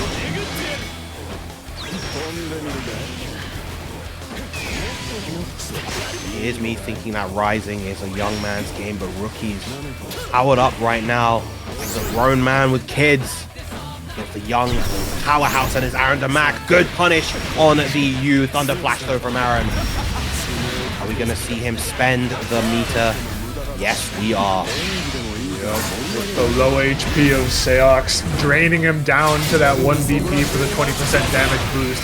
He's gonna do a hell of a lot of damage, nearly 50% off of the cat, and Rookie's immediately wants out with the H Thunder Flash. Has the corner pressure now, and Aarondamac has to contend with it. Oh, but no, not in range, and doesn't have the meter to actually extend off of that. And now Rookies is gonna take the set, keeps it nice and simple, goes straight into the SBA, and that is going to be a 3-0 victory for Rookies. Japan winning each and every one of their sets for the world team. 3 of them in 3-0 fashion, nonetheless. Zenith, RQ, and Rookies all delivering hugely for the Team the World. 3-0 for all of them. Expertly demonstrating how to roll with their characters. Yeah, honestly, just beautiful stuff. And as we said before, like most of these people have been kind of dedicated to their characters for quite some time. Zenith and Sho-san being playing their characters for quite some time. Rookies also as well been on the Seox all the way back in base game, pretty much since he released. Once upon a time, he was a Ladiva player, funnily enough, but those days have long gone. Very much a firm Seox loyalist here in Rising. But of course, that is the end of our Japan block, and we'll be having our final set of players with the South Americans versus our remaining North American powerhouses. Whisp versus BlueSkyGuy will be up first. Followed shortly by Xerom and Raz, Kilvenz and Shirou, and Elsa versus JF as our final match of the evening, proving to be a wonderful way to cap out our night. You know, I think it's obviously, so I'm not sure if we mentioned this before, but these were kind of randomly seeded, so you know there was no specific matchups generated here. They were all just kind of generated at random. For Raz, one of our resident Ferry loyalists, Ferry experts, to be matched up against North America's best Charlotta is quite sinister for the poor fella. But we'll have to wait and see until next set to see how that plays out. Admittedly, I haven't seen too much of a Wisp's gameplay, I don't think, but BlueSkyGuy, an absolute menace on the Vasaraga. Been putting up some incredible results for himself. Second place at First Attack, being one of his more recent top showings, has been consistently up there in the upper echelons of Rising. I believe was also top 8 at Combo Breaker over the summer. Yeah, really solidifying himself over the past several months as the definitive tied best Vasaraga in North America with Fuse Lit. Yeah, they are doing absolutely amazing work with the character so far. You know, if whoever drew up the exhibition pairings was really about the chaos, they would have given us BSG against JF. Yeah, that would have been crazy. The Vast Mirror. I mean, we got the Grimnir Mirror.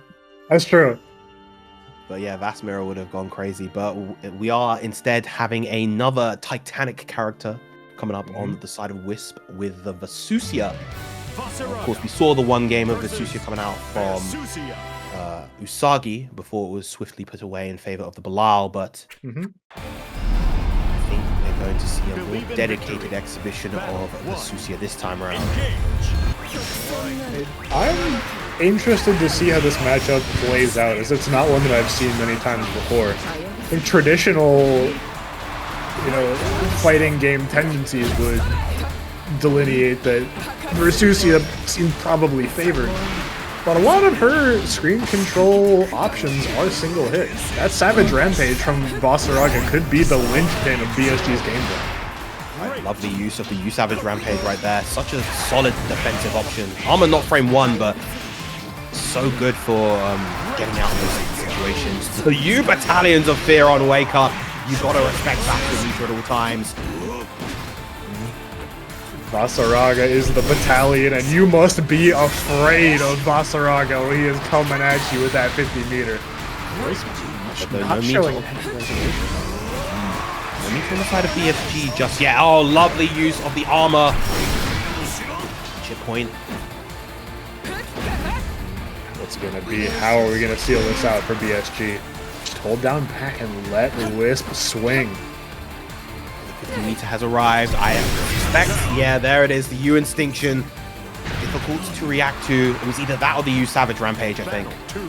Yeah, I definitely agree with BSG not letting the Battalions of Fear rock. As if you put one, if it goes wide, that could be a way for Whisp to get back into that round.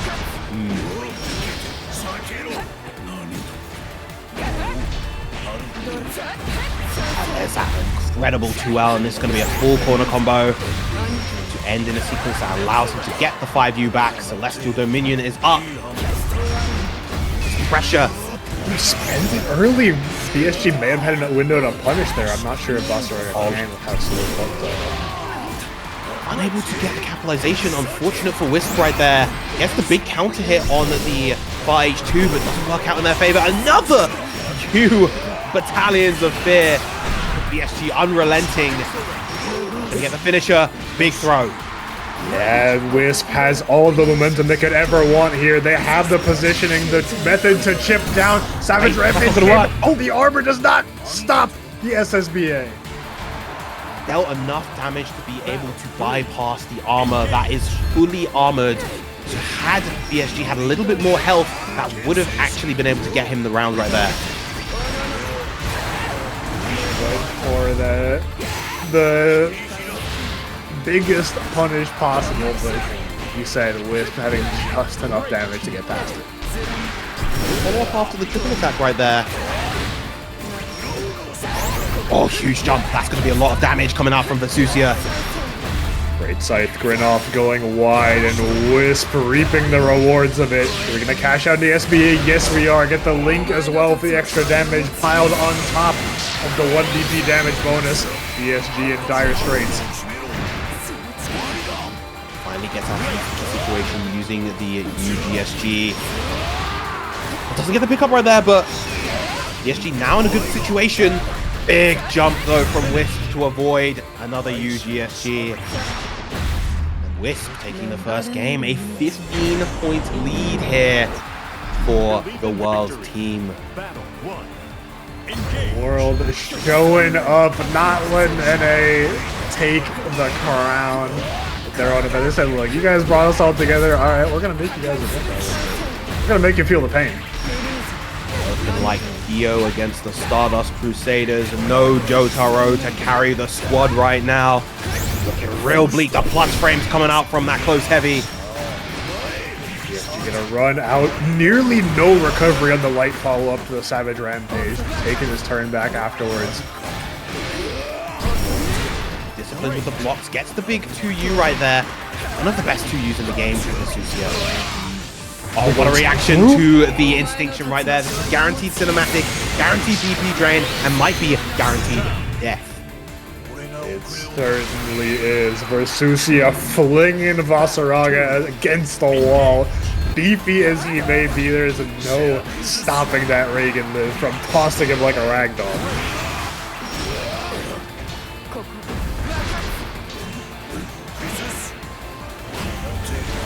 Great air-to-air from Whisp right there. Incredible Versusia gameplay coming out. Oh, the spot dodges, gets the grab afterwards. Huge bait on the BC right there. Whisp going to extend this all the way into the corner once again. We'll probably see another combo into the SBA. No, instead resets. Good punish. Not safe on the 5U activation. BSG able to find his way out. Whisp is still comfortable. Spends the BP for the offense, keeping up the plus frames with the orb. BSG still in the corner, but the BSG will get him out by a little bit of space. Pretty much any hit from Whisp will lead to potential death right here. Does have the Celestial Dominion available, but uses it right there to make the Sara safe. Big BC bait right there from BlueSkyGuy. Oh, but doesn't make the DP. A delay from Whisp, beautiful. The overhead connect. BSG suddenly at 1 HP and is not able to spot dodge the pillar as the Whisp explodes to the ground out from under him, taking a 2-0 lead over the Basaraga. Yeah, that H-Dead mid-fire so solid. Controlling that space, gets the count hit, and it's going to extend. Solid damage, and we've got all that distance. No cancel off from BSG, but the follow-up goes wide as Whisp has been navigating Savage Rampage so expertly this whole set. Gets the punish on the Celestial Dominion right there, but still able to actually get it off. Right corner carry once again. Here come the specials, dump back and forth. Oh, cheeky little setup using the follow-up from Nimbus and the double throw. Whisp now 1 round away. Battle 2. Taking the first set for South America. Whisp is able to close this one out over BSG. Huge jump right there, and again, that's going to lead to all of this corner damage. Flair going to get that Celestial Dominion back again. The Oki situation favoring Whisp, but the UGSG able to give PSG a respite. Respite not very long in the face of Whisp. Once Whisp gets any distance away from BSG, they're ready. Huge great follow-up finally comes out. This time BSG had enough health to survive the SBA. Wow, and the brave running right there from Whisp just to get the throw. Another throw coming out. You can't afford to take one more, BSG. Insane catch with the... Oh no, jump over, but Whisp going for the throw, not believing that BSG had enough hits done to confirm that jump over JL. Correct in that assumption, and Whisp will take that to a 3-0. Another 3-0 coming out for Team World. We haven't seen a single 3-1 set so far. Every set has either been 3-2 or 3-0. Yeah. NA also having a grand total of 1 set win this whole night. It's looking dire. Ryazo being the only one to take a set 3-2 over Space. The rest have been either firmly or narrowly taken by Team World.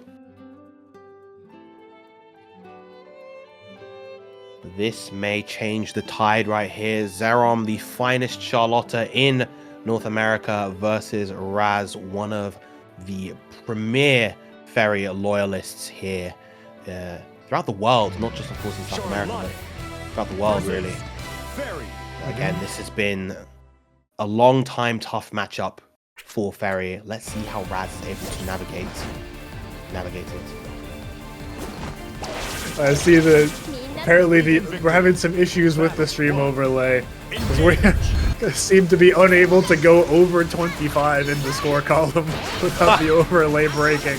So just know that the score is currently 9 for Team NA, 26 for the world.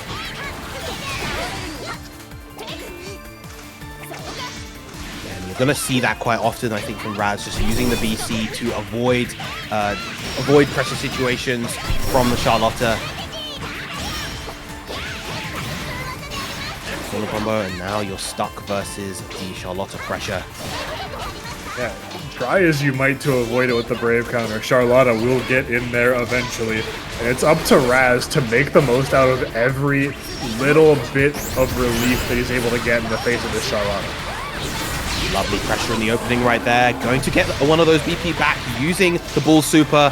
Frame kills to get the medium and the safe jump timing. Oh, a little bit too early, but it's going to get the throw versus the BC attempt. Great stuff from Raz to close out that round. Catching Xerom a little bit too early on the Brave counter attempt. Rue's finest just tried to anti-air with the close medium, but that fast jump of Charlotte is making it really difficult.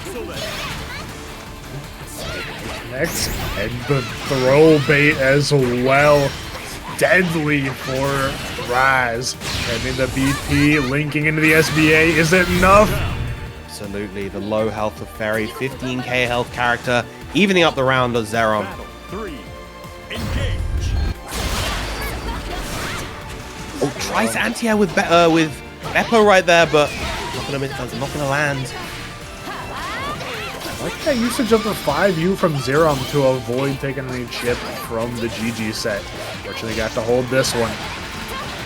Yeah, uses the 668 to get that side swap. Gonna maximize his damage here as well. Gonna get the wall bounce. Lovely reaction with the BEPaw, and gonna get the combo as well.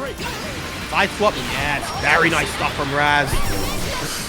Oh, Down. No GG to set up here though. yeah, doesn't have it. Can go for the throw. Late tech by Xerom means the chip keeps racking up, continuing bit by bit. Raz in a winning position. Xerom happened. Gets the sweep. Brave counter off. Yeah, tried to get away, did Xerom, but the far heavy sniping out that jump attempt or that backdash attempt, and Raz taking the first game. Peruvian masterclass. Believe in victory. Despite the odds, we were lamenting the woes of the Fairy versus Charlotta matchup, and Raz proving that no matter what the matchup, he's got that dog. He does. Let's get another. Both these players, seasoned veterans from a base game, dedicated to their characters. Steadfast defense, but took quite a bit of chip in that process. And that right there is actually a buff that Fairy received. She can kind of delay the startup of that to actually beat out spot dodge. Before, that was not an option that she could really use, that 236M, to beat out spot dodge well, but now she can. Great punish on that sweep right there. Raz's turn to apply the pressure. Oh, and the DP will get major reward for Raz. It was looking so good. A DP bait into a raw Raging Strike hit for Raz, but did not lead him to a whole lot of damage. I think that was Raz trying to go for something like Far Light to get the punish, Far Light into the RS. Unfortunately, the Far Light didn't come out. He wasn't quite ready to confirm with the Raging Strike right there. Raz in a pretty good position. Yeah, but that position can change in an instant once Xerom gets an advantageous jump in or a demon flip. Raz has to be so steadfast in maintaining this positioning or risk losing this round. Oh, but the cheeky run-up JL, no one is ready for it in that position. Raz taking another round. Everyone's expecting the run-up JL when they have GG under their feet, but there's no need for it when you're on 1 HP. Raz recognizing that Xerom would not be ready for it. Unfortunate going for the H guess fence there, most likely wanted an HGG. Blocks coming out from Raz so far. Trying to keep Raz pinned, but so steadfast again. Not what he wanted. Most likely wanted the U guess fence, and he's going to take so much damage as a result. Woes of misinput DP. Raz in such a commanding position there until that moment, misinputting, costing him the round. Lovely punish right there. Gonna get the side switch as well. What a jump from Xerom. Always got to expect it. Those delay jumps. Charlotta special. And a bait on the BC as well. Xerom looking in prime form. Probably gonna spend the SBA here to get that second BP. Put Raz in a horrible spot. Yeah, Raz not willing to take any of the demon flip options. Spend the 50 on the reversal, but you have no more. You have to bet it all on the mash out, and Raz just does just that successfully. Jump out Xerom. You saw the patience from Raz waiting for Xerom to commit to an option, but he could not respond in time. That's so unfortunate, Raz. You know Raz wanted another close medium after the successful ones that he had before. Xerom finally getting a game on the board. Those lights. Set up the GG after this. Lovely holy ladder right there. Guard cancel on the U hula hoop, keeping Xerom in Raz's face, forcing him to spend a BP of his own if he wants a little bit of room to breathe. Punishing the sweep right there. Oh. Hula hoop goes wide, no punish from Xerom. We're still in this corner, that's all you need. You force Raz to spend all these resources. Hey, you want some room? You want me out of your face? Yeah, spend them here. Nice use of... Oh, doesn't actually get the H guest pens afterwards though. Oh, but not in range to get the RS. This is scary for Raz now. Xerom almost has 50 meter, and you know that U-ball is going to come out eventually. He off of Xerom. 2L is the option from Raz. Not afraid. Battle 2. Fearlessness from Raz right there. Ball to maintain the turn from Xerom. Tried to avoid the BEPaw with the overhead. Worked, but didn't really reward Xerom with anything. Raz continuing to take the early lead in these rounds. Magnificent pickup right there. Xerom only around half health after all of that, and now you're stuck in the corner versus Charlotta. That health lead can drain in an instant. The 5U from Xerom finding the mark. He tried to scope out that jump from Raz, but he will do so successfully on the DP. With 100 meter, this is far more than Xerom needs to close out the round. And the drill from across the screen still punished by that U shining onslaught. Feels like he can never get into that safe range as Ferry versus Charlotta at times. Whether the cooldown is up or not, the onslaught never ceases from Charlotta in this matchup. Lovely anti-air right there, using the close medium successfully this time.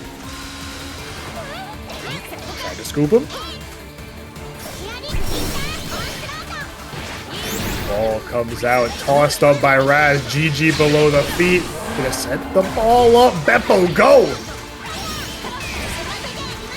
Lovely VC right there, doesn't want to deal with the ball super. Again, a great anti-air from Raz. So difficult to deter some of these options from Xerom right now just because the reward isn't super high to vary each time. Both players are going to be super high on any touch that they get. Raz able to snipe out the startup of that shining onslaught and take the second game for himself. Believe in victory. Our medium, the old reliable for Ferry. Timeless, effective. Even with that nerf, still working wonders for Raz here in this set. Good block on the overhead. Xerom got the blocks, switching it up, and Raz equally as responsive. Let BEPaw fly, saying, Xerom, the skies are mine. Nice use of the U Holy Ladder though to maintain that positioning once again. Uses the meaty 2M right there. Xerom loves to go for that option, especially effective when the DP is not available.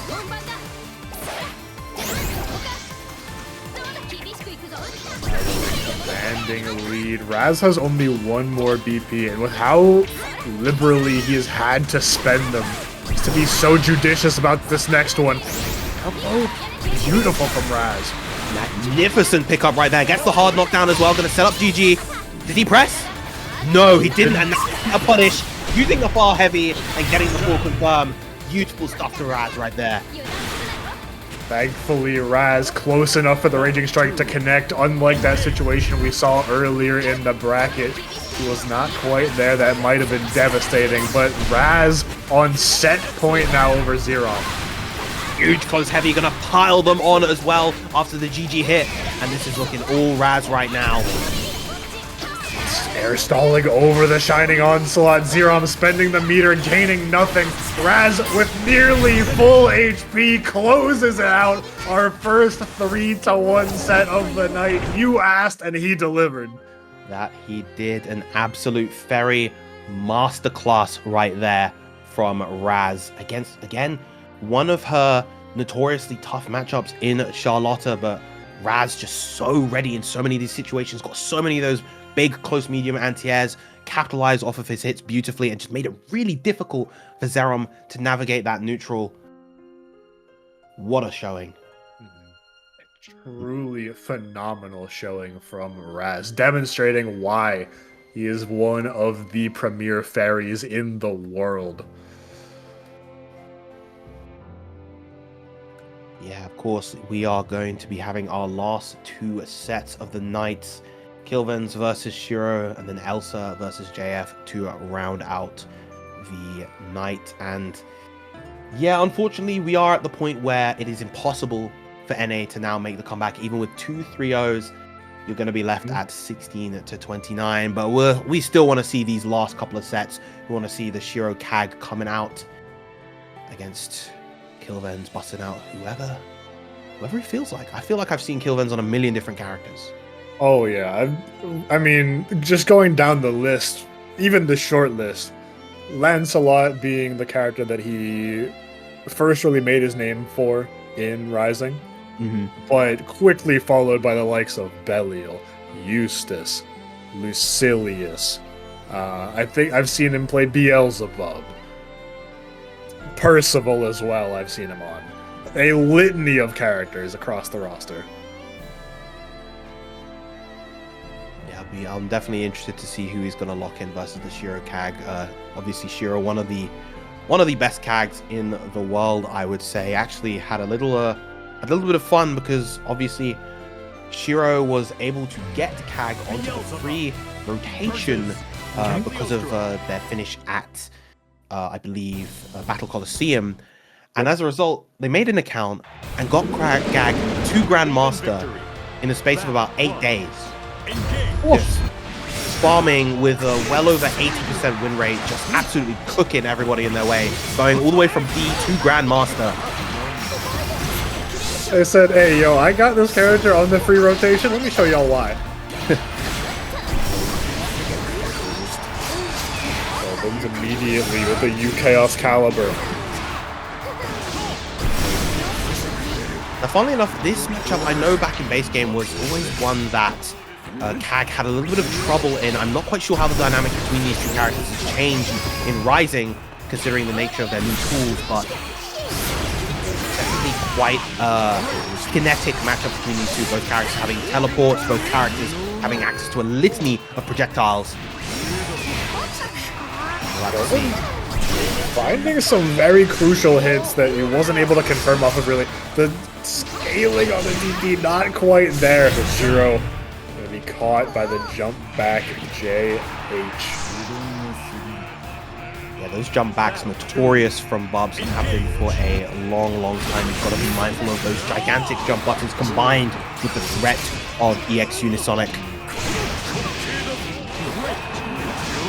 One of the premier era tools. I feel like in the pre-1.5 era, Cagliostro was a little bit lamented for how difficult her air tools felt to deal with, but Beelzebub can be on a truly different level in that regard. Just having a hard time just establishing offense for themselves. Oh, doesn't quite get the 668 afterwards. That would have been a huge conversion for kill. Certainly spelled death for Shirou. Does this? No, not quite minus enough on the trap set. Shirou able to combo off of it because of the range they placed it at. Shirou, of course, has SBA available, gets the throw, and that's going to lead into a combo. Maximizing the damage. Ray is the SBA. One BP left. Is this going to be enough? Surely. I think so. No! Sliver! And not on chip out point either. Kilvenz having some space to work with. All that chip damage being dealt right now. And the far heavy preventing kill from establishing anything afterwards. Incredibly strong button from Cagliostro for its speed and active frames. Not allowing Kilvenz any recourse to get out of that situation. Shirou, of course, was having a real hard time dealing with the dive. The spears, the calculated spears, not quite reaching the height that he wants to. He'll looking incredibly strong this round. Oh, the Unisonic, that's going to be it. Perfect to get another game for NA on the board. 11 to 29 now. You're talking about how polarizing of a tool Unisonic can be, how lethal the jump backs from Beelzebub can be. And Kilvenz is showing that point beautifully. Hey, Shirou, you think you're gonna approach the 6XL? Let me show you something else. Big count hit from the M calculated though. Nice challenge that time with the close light. Ooh. Oh, big air to air from Shirou though. Preventing that Unisonic. Trap does not connect. Kilven's able to find the reversal out.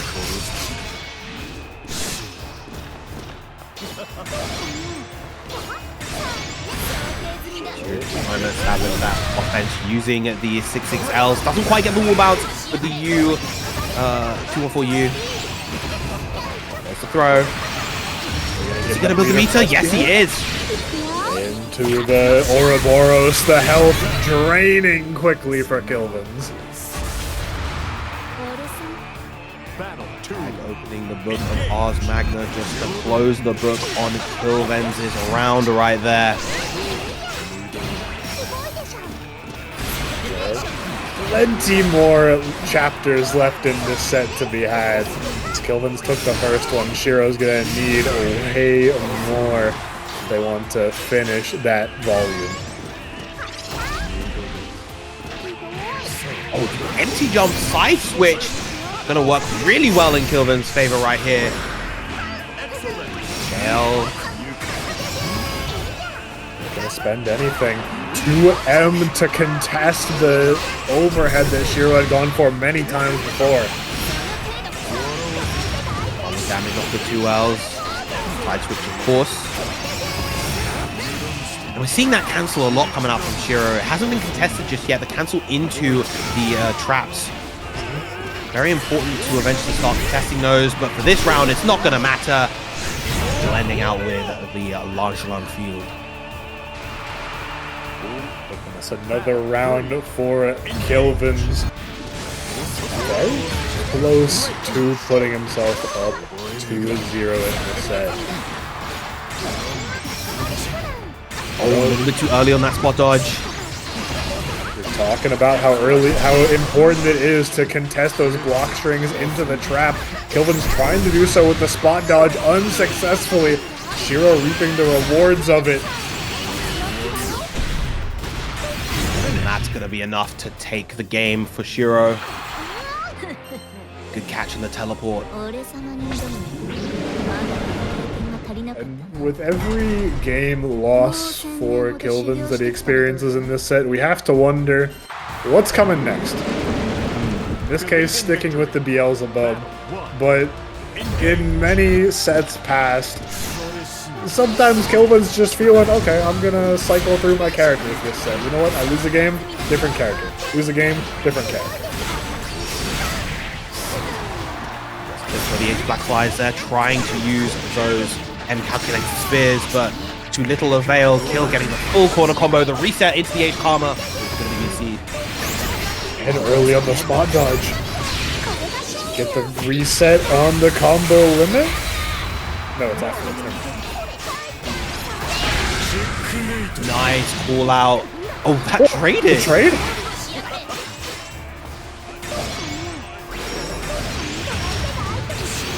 Hit with the 6XL count hit. I think has the resources to just RSRC a couple of times, and yes, that's going to be enough. Turning it on after game one.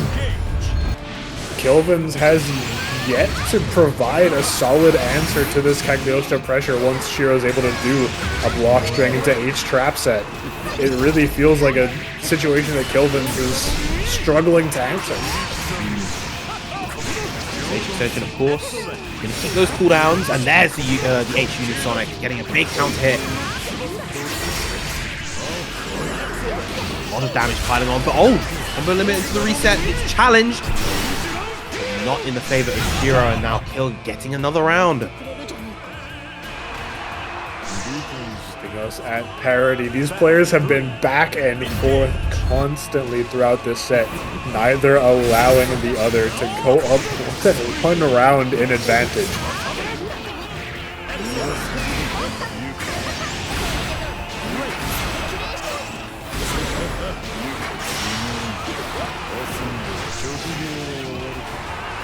I must say I adore this chat right now. the litany of different languages for these copy passes is brilliant. You guys are wonderful. Ever since I think the Whisp match, they have been on fire with the copy pastas in chat. I've seen Japanese, I've seen Portuguese, I've seen Spanish, English, of course. I have a feeling there might have been like Korean in there somewhere for some reason. I think I saw Chinese earlier. I'm not sure why, but I think it was there. So once again, is that anthem gonna reach? Yes, it is. It does, and with one VP, she might be dead. Oh, not quite. But now you're at chip point versus Bubs. Gotta be really careful. What a teleport into the DP. Kill now up 2-1. Brick coming through with the raid. Thank you very much. We had a lovely stream. You guys are catching the tail end of NA versus the world, and NA is getting kind of slaughtered right now, but Kill trying to pick some points back up. You know, at this point, Xerom will take what we can get. Well, the world has clearly shown that they've got it from us today, but Kilvenz is going to be recouping as many points for us as we can. Lovely punish on the 6-6H right there. Jump coming out from Shirou, but a beautiful anti-air from Kill. A lot of this set has just been how these two have been navigating each other's air presences. Amazing conversion as well.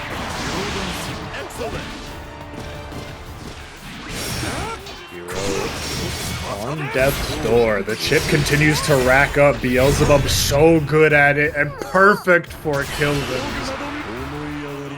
That is the second perfect coming out for Kill. Wow, beautifully timed on the shadow step right there, the teleport.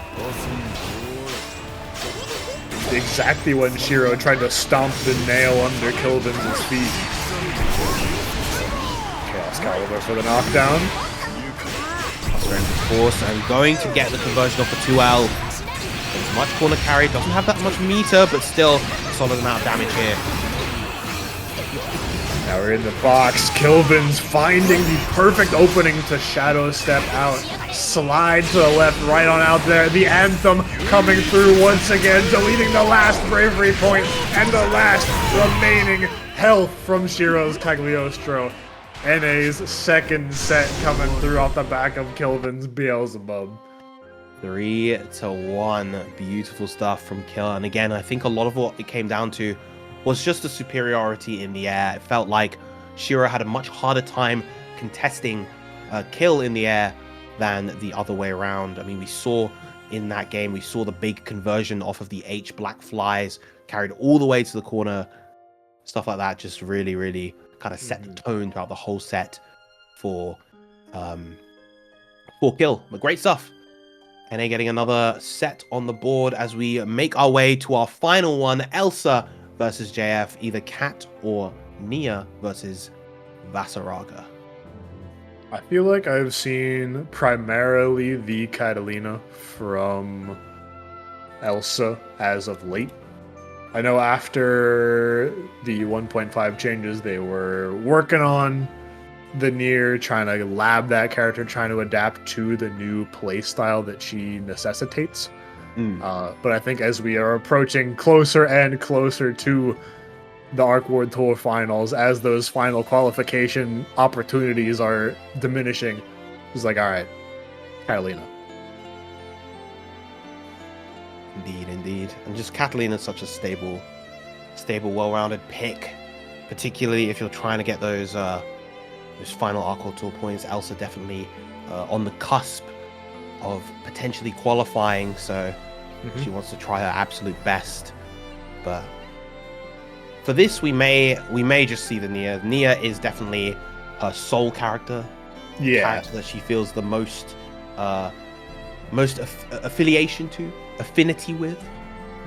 And just definitely a character that she wants to see receive a little bit of love going into Season 2. But no, instead we are going to be getting the Catalina. One final fight here for North America versus the world. JF, the final wall, the final hurdle, the behemoth, backed up by the Carlos Lee. JF, second place at Battle Coliseum, first place at Vortex Gallery Online, the South America region. The monstrous Vasaraga from Brazil, gonna be putting up quite a fight against Elsa's Catalina. Like you said, our final set of the night. The scores are set and done, but this last set will surely deliver.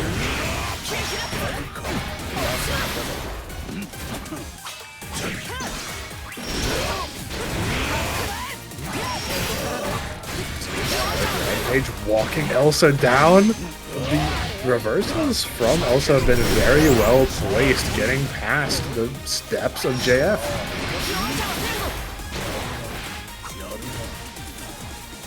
Yeah, very well placed indeed.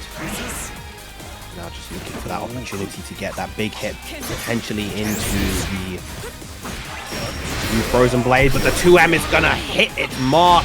And this should probably be enough damage to get the KO for JF. No! Hits the combo limit instead. A little bit too close. Elsa forced to burn that Brave counter off. And JF, even with the health total of Vasaraga, is not out of the woods now that Elsa is in SSBA threshold. But it's not going to matter when you try to contest the armor there on Savage Rampage and get a new follow-up for your troubles. That Soul Forge install makes Savage Rampage such a threatening tool. Without that armor, it's not quite as effective. Elsa going straight past it and taking JF to the corner. It's going to be solid damage coming out as well. Maximize with the double light wall. Let's see. Willing to risk it versus Catalina of all characters.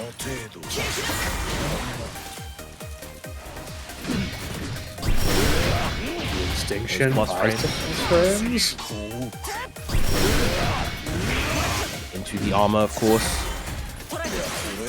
Such a useful tool is that you Instinction, allowing JF time to Soul Forge up and really have that threatening presence that you can exert over your opponent. You Instinction, Soul Forge. I guess I'm still in plus. You Instinction, oh, this time, Command Grab. That strike throw presence from Vasaraga, so menacing. Big L tackle right there, going to use the armor Soul Forge as a frame trap and a huge starter with the close heavy. Into the Bloody Moon. This has got to be one of my favorite SBAs in the game. So beautifully animated is the scythe from JF's Vasaraga. Oh, a little bit too overzealous. That was not a plus on block. L battalions right there, and is going to be taken all the way to the corner for his troubles. JF. Also spent the fireball cooldown. Can't exert any of that plus frame light fireball pressure that Catalina sometimes can. Oh, what beautiful timing of the Savage Rampage right there from JF. It's the second time we've seen Elsa trying to gain some space with the Enchanted Lands just to walk straight into the armor of JF Vasaraga. Nice DP coming out from Elsa right there.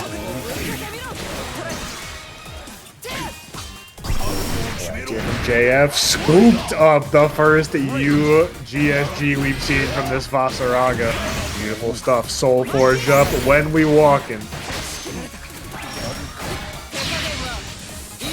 He can armor that on reaction, yeah, and that's going to be a full combo. SBA is never the player against an armored Vasaraga. Plus, I believe, no, actually not meaty in that timing, and so Elsa able to get the throw punish. Gets aloft, tried for the Instinction, but Elsa had a button waiting for JF. Oh, the sub up right there steals the corner and steals the round. Elsa answering back. I think Elsa's usage of the U Enchanted Lands in that combo forced JF just out of the corner. I love that rooting for her.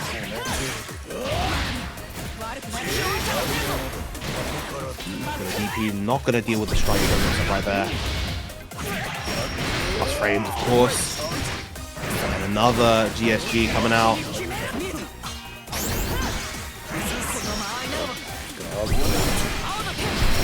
Armor coming through, punish on the second one. Not the biggest punish right there, fortunately for JF. But that is going to be a big punish. No, goes for the triple attack.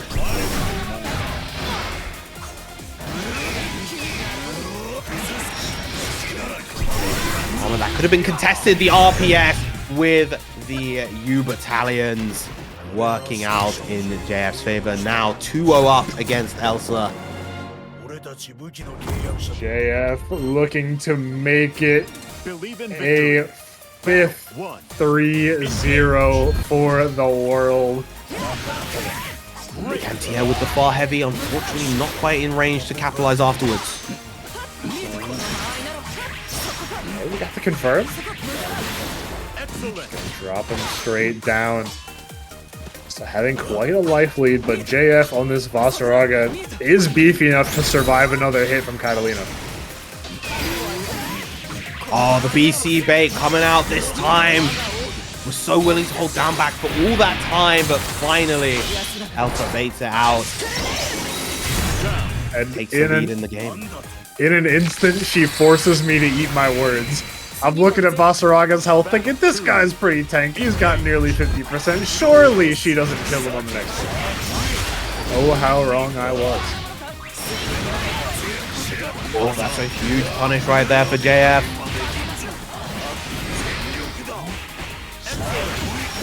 100 meters shortly.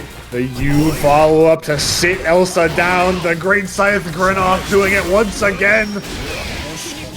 All that chip damage. This is looking real bleak for Elsa right now. Chip point is there and uses the U Savage Rampage, a very safe, stable way to close the round. Battle 3. Engage. Set point here for JF. Final round. The Aerostall and the JU already getting JF a hit, but forced back by Elsa.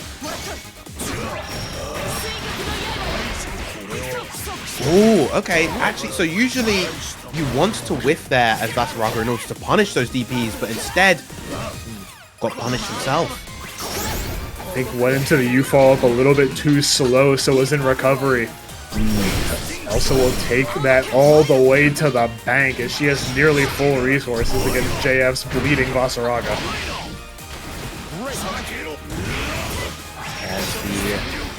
Oh, that's a huge hit.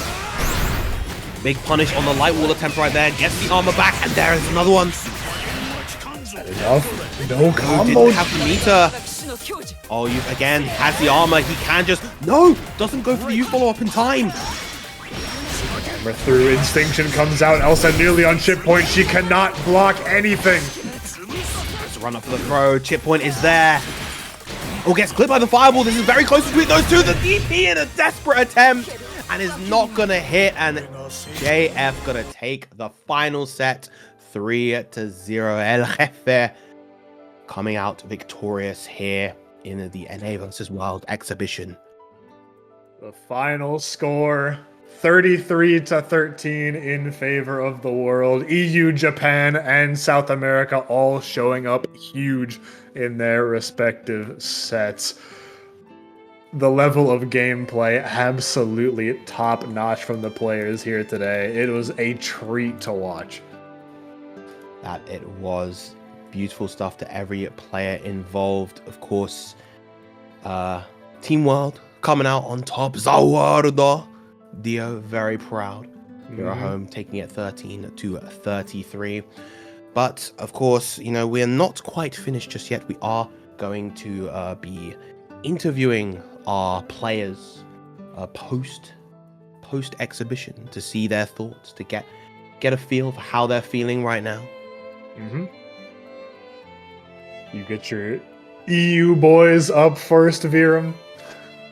That we are. All right. So we're going to make our way over to the call. What the fuck? Huh? Oh, shit. Everyone's joined. And well done. Hi. Thank you very much for how Good you games, doing? everyone. Good games, everyone. Good game. GG's, Elsa. Like to cat.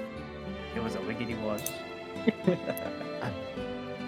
The games were had indeed. How are we feeling after our sets? Of course, the European boys holding it down. 3 wins. I'm feeling We pretty survived. tired. Yeah, we just You survived. had to leave. Survived. You I did a think little that bit was more than survive. I think that was victory. I think you should all be proud of yourselves. Yeah, Usagi actually. Especially considered- Saki. Yeah, Thanks. Saki, of course, the powerhouse. Obviously, Usagi- the mental fortress that kind of held everybody together. I'm sure. Yeah, that's what we all gathered around. Perch of the Century, Saki. Usagi almost switched to Grimney actually, instead of staying on the Belial, and we're glad That was a that suggestion did from that. Saki. It was, but then I suggested to not do it. See, No, you didn't. I know You were when umming and I'm ahhing about I'm it. wrong. That's I was Okay. actually going to ask Skill. So why?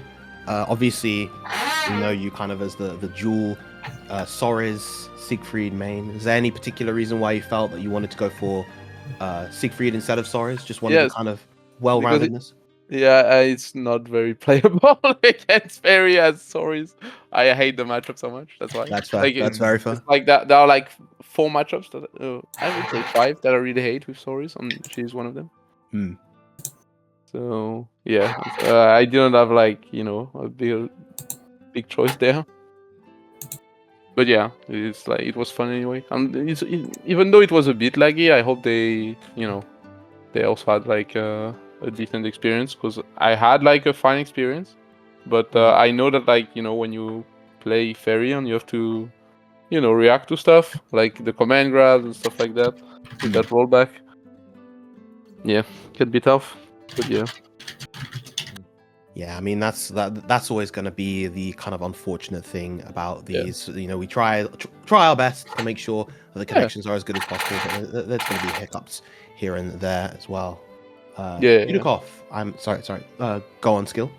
No, just like no, I hope everyone had a good time. Like I had a good time, and it was also fun watching like such rare type of matches, like especially the Japanese one, like against the US. Like I don't have a lot of possibilities to see that kind of matches, and there I was able to see that. It was kind of hype. Yeah, that's always the great thing about stuff like this, as well as the big major events, just being able to see international competition, because it's been something that personally I've really wanted to see for Granblue for years now, and the netcode is just about good enough such that we can afford opportunities like this, as well as the game's growth allowing for more stuff at majors as well. It's definitely great to see. Verm, all I'm saying is next year, Evo Nice might seem off that. Yes, Everybody's indeed. gonna come out for it. Nice is a gorgeous place as well. It's not like Yep. Paris. It's one of the It's nicest. definitely not Carapace. Pardon the pun, but it is definitely one of the nicer parts of France as a whole. Yeah, definitely come out to Evo Nice in October. I was going to quickly ask you, Dudeakoff, of course, you had the first set of the day. How did you feel fighting against Zippy's Lucilius, and how does it compare to some of the other ones that you fought? I know, of course, you were practicing a couple weeks ago against like Citizens Lucilius. Yeah. I'd say like a lot of how I think about like Zippy's Lucilius is based on just like watching them. I don't think like the set itself was probably like the best indicator of it because you know, you got like a couple of rollback frames and that can be difficult to go against when against Seox, who's already pretty fast in the first place. But there was a lot of like what I expected to see, which was like being like pretty solid defensively. Like was countering like the 2-on-4H throw baits pretty well for most of the set as well. Yeah. So yeah, it was pretty tough, and there was like a lot of back and forth in regards to like how the other one was playing and countering that and countering that, and it was kind of like a straight line with that, which I thought was unusual because it was just sort of like creating constantly. But yeah, I'm yapping now anyway, so it was a good time. And that's what we're here for. We're here to hear you guys yap. And speaking of a man that I know that doesn't yap nearly quite as much, Space, of course, had that very close set versus Ryazo, took that early lead, but unfortunately slipped out your fingertips. I think the nature of the offense of Ryazo was definitely one that was difficult to handle. Do you think with a little bit more time, maybe in a first to 5, you would have been able to adapt to it? Yeah, his offense was really good, but what most surprised me was like he was very on his defense. He was very like aggressive, and I wasn't able to deal with it very well. So I think maybe with more games I'll be able to adapt, and some things it's also a bit hard to react to. So I think it didn't go badly, but maybe with more games would have gone. Yeah. I mean, you still got those 2 points on the board, which Yes. in this format, of course, every game means everything. But yeah, and you know, Saki, of course, you're here. Any closing thoughts for our European squad? I'm honestly pretty happy. Obviously, when Ryazo reached out to me asking me about this event that he was planning, asking me which players I would be suggesting for it, and the idea he had was the same ones I had in mind as well, right? Like, the best of our best, right? And obviously helps that they're living, on the western side of Europe. And I'm glad that as well as they did, everybody played pretty well. Even Usagi, right? Like, a little worried about the, what's it called? Hotel versus, right? Didn't look good at the beginning. Brought it back with the Belial and some very cute combos too. So I think everybody's pretty happy in that regard. Got that first to 3 value. Yeah, the first to 3 value. They should run more tournaments first to 3. I'm just saying, these Americans are lagging behind us on that. Hey, that might be the difference. Japan. That might be the difference. Which fans doing it now? Like, we already used the first to 3. They're not, so that's why they're that's the today, I diff. would say. Yep. Right. Once again, good stuff, lads. I think, I think pretty much everything has been needed to say here. I assume we're going to be jumping over to our next set of players.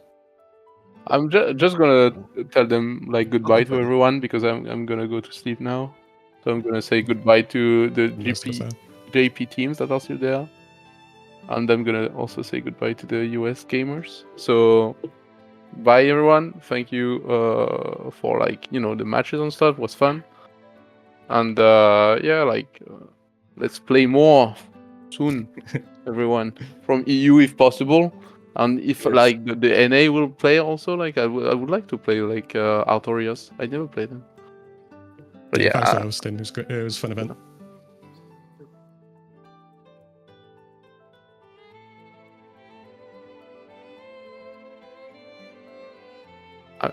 I mean, if there were no problem of connection with anyone, I would I would want to play everyone that I never played really.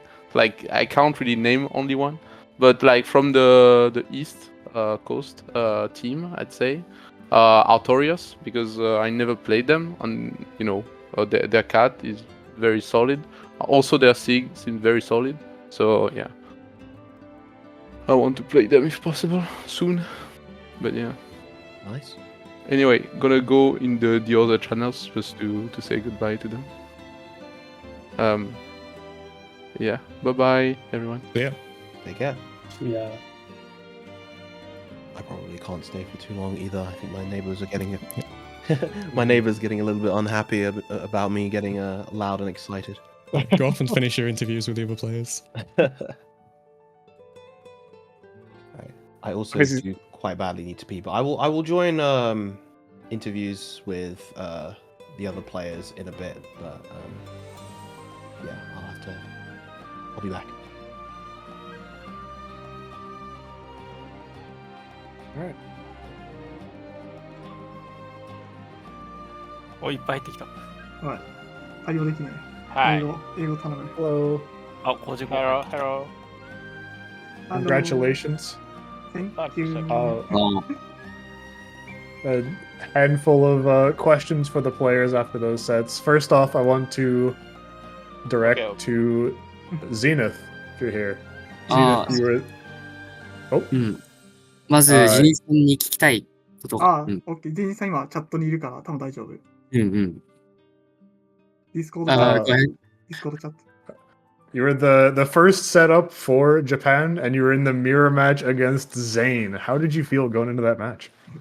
その、ミラーマッチ。日本にそうそう行ったらまたもう一回やりたいみたいな。違うかいや、まあ、その、まあ、どういう感じで、初めての試合でミラーですんの、その、どういう気持ちでっていうか、その、はいなる。ほど。なるほど。どういう気持ちで挑んだかみたいな。まあ、うん、まあ、チャットが動いてる。動いてます。ボイスチャットのね、チャット欄に。この JP のコメント欄に。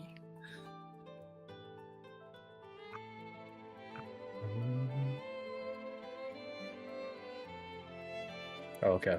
I'm gonna get the text response. Yeah, Gonna yeah, get gonna get the text response from Zenith. Yes.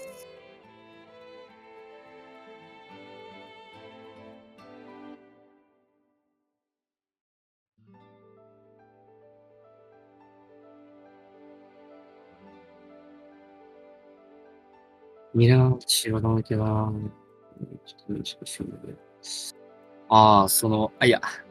he said, with any character mirror match, preparing for mirror match is tough, so getting ready was a lot of work. But clearly that work paid off. You did very, very well.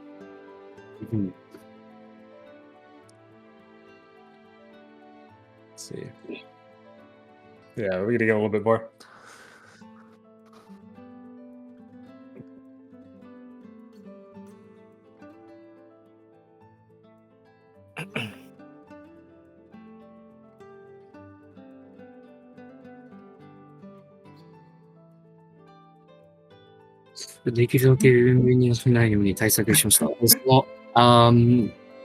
So essentially his game plan was to do as much in his power to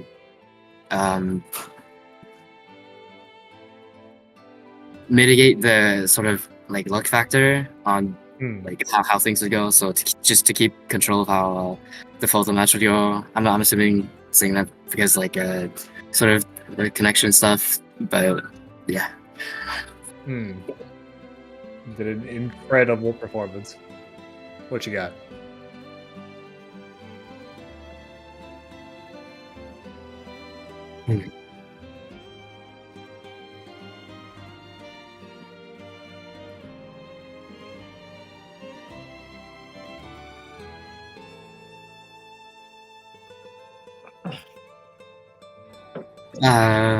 Alright, yeah.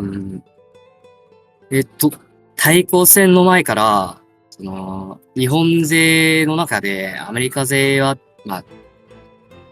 どんな目で見ているか、っていうか、その、強さ的に、どんな感じで思われたかって、その気になって。前って感じ？みんな上手いから結構リプレイ見たりして結構対策メモったりしてガチガチでやってきました。どんなレベルだったの？そう。Sho-san said was so yeah, he's everyone's pretty good, so of course we would like or they would look into like replays and stuff to kind of get ready.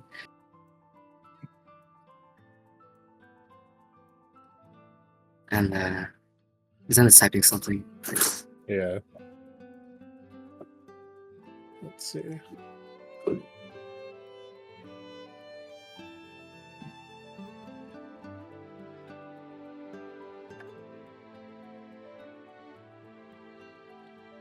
I guess まあその対抗戦楽しめたらまあ一番なっていうことでまあよかったらね。めっちゃ楽しかったよ。でもうん。めちゃくちゃ楽しかった。めっちゃ楽しかったよ。よかったしてくれてありがとうね。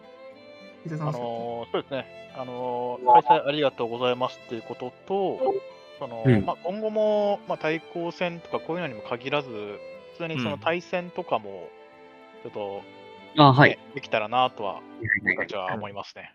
いや、こちらこそ、対戦ありがとうございました。わざわざ早くから。いやいや、ええよ。イベントの前、And Zenith said in chat, so before the event, Zenith would play like Eren and Ryazo, and then he said he thought they were stronger than he thought. It's kind of what he was thinking, yeah. And then so the question asked was like, I just hope they enjoyed the event. They all said it was fun, and Ricky said like, not just limited to this event, but it'd be nice if we could, play some more. And I agree. And then Zen said, including the preparation for the event, it was the crew battle was really fun.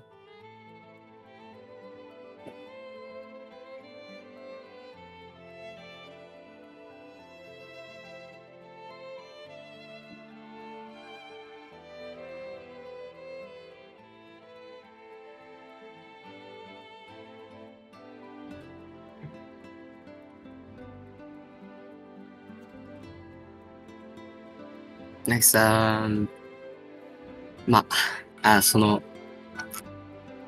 これからも、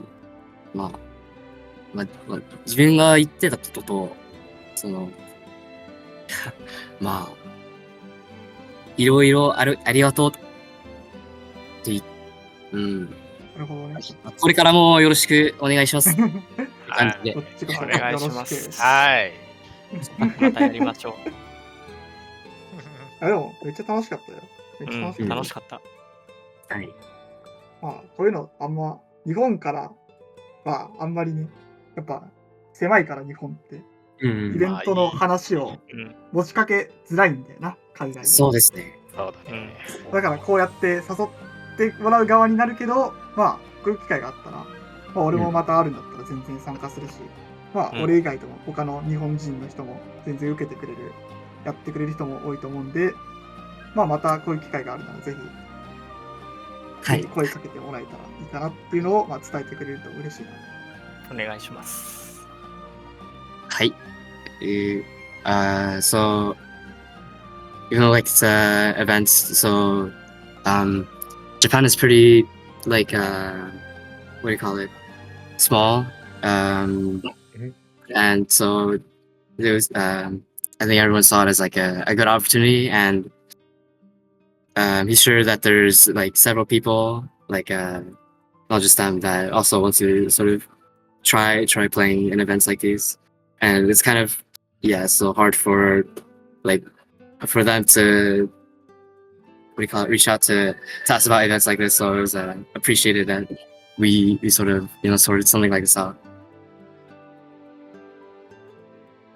Wow.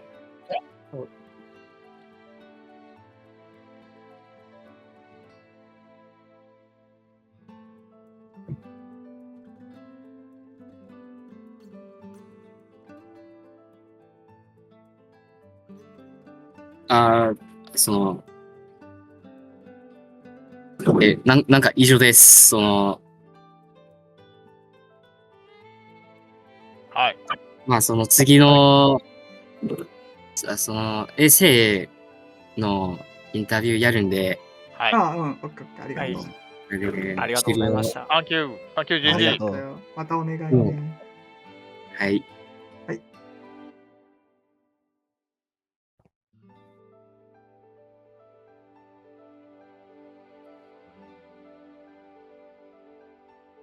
Yeah.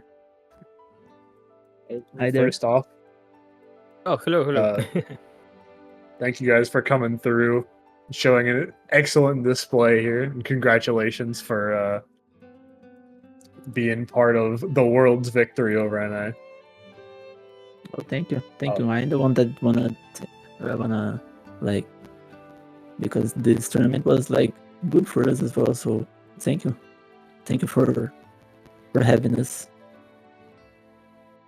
Yeah, it's always a It pleasure was- to watch South American was players really play. fun. I mean, I've been a fan of the South American scene ever since base Granblue. I remember commentating the community league that Zombie Move set up back in the day. That was a great time. So I always loved watching you guys play and do well, and you definitely showed up today.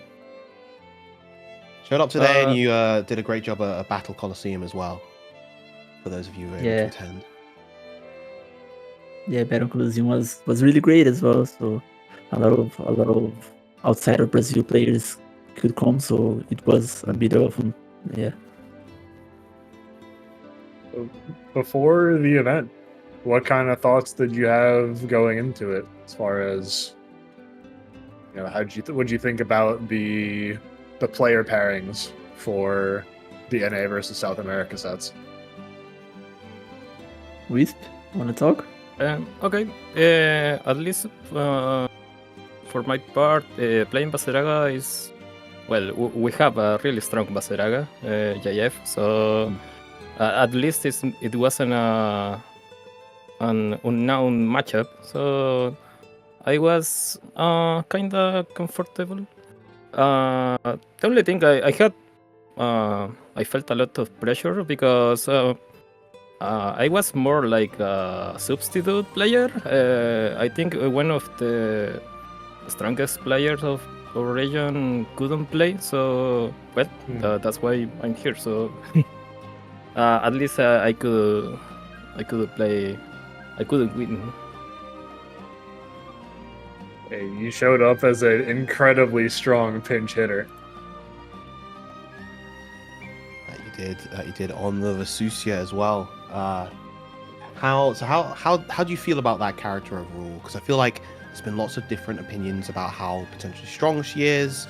A lot of players are clearly finding her very fun, yourself included. So I'm definitely curious to see just how good you think the character is overall. Yeah, I think she's pretty strong.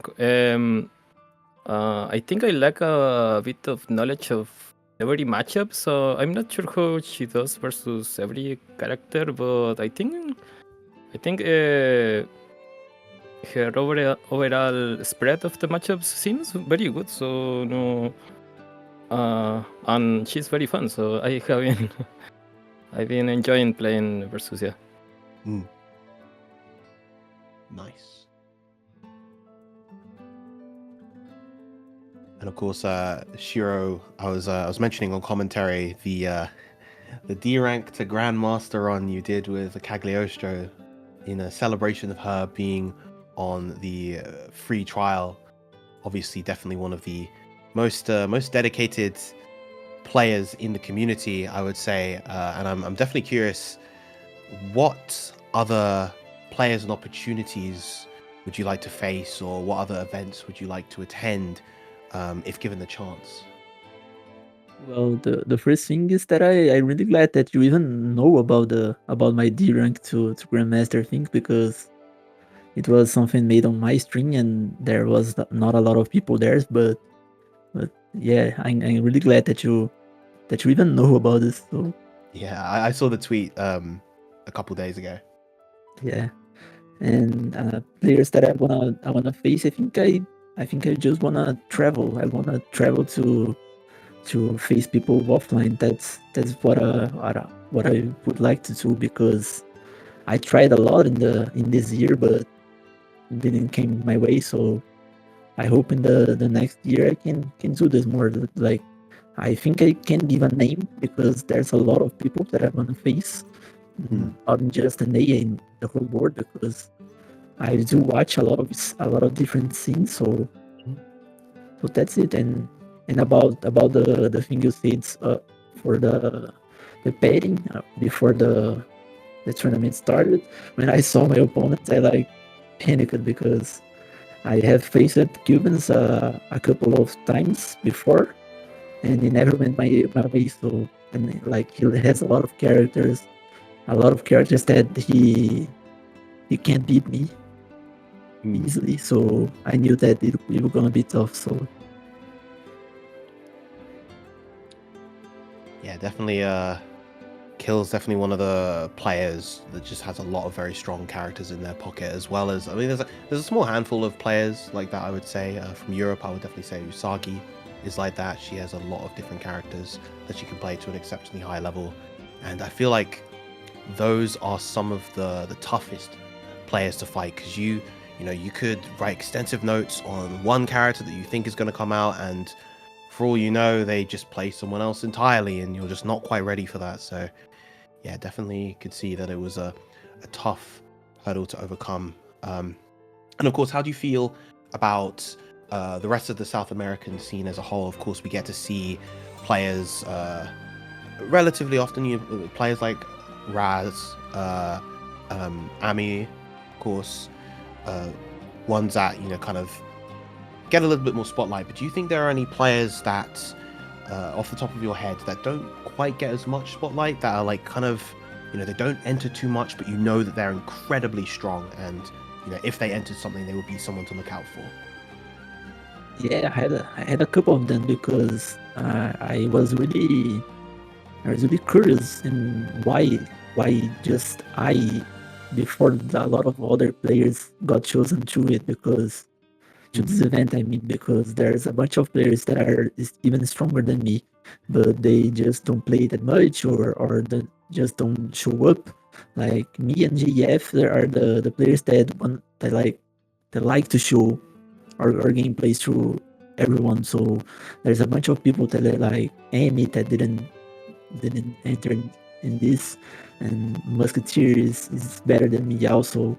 I think Golden is better than me, and I can't name everyone, but there's a lot of players that the top of my head are better than me, and that's why I really glad that you came to me to represent SA as well. So another thing that I wanna thank you as well, JF as well. Wanna think about this. He wanted to come here, but he said that his English is not that well, so he preferred not to, and he just said go there and say to them that I like the format, and I really glad that they came to me. So this is in my behalf and the behalf of JF as well. Lovely. Well, it was very, very nice having you all come through and show off the power of the South American scene. So thank you again so much for joining us here tonight. And I wanted to offer one more thing. And this is, I think, has been long overdue. Obviously, South America is a region that doesn't get as much exposure as some of the other larger regions.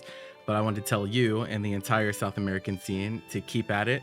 We see you grinding out here on stream. That's how we know about this D rank to master stuff. There are people out there watching. We do care about you guys' gameplay. You're just as much as part of this community as anyone else. And I think it's amazing that you're still, trailblazing out there, still giving it your all, even though you might not have the most viewers or whatever. It doesn't really matter. What matters is the love of the game. And I think you guys absolutely demonstrate that every single time that you guys get to play.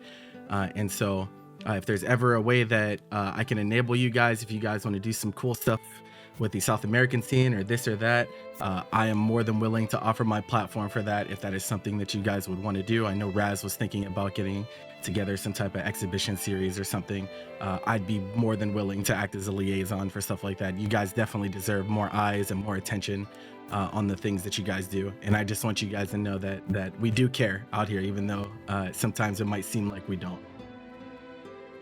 Yeah, that's really great to hear, because we already have to filter the things that came to us because we have a lot of bad comment about us in the internet, so it's pretty hard to hear some good things about us, and what you say like warm our hearts because we really do feel well when we hear those kind of things. So thank you again.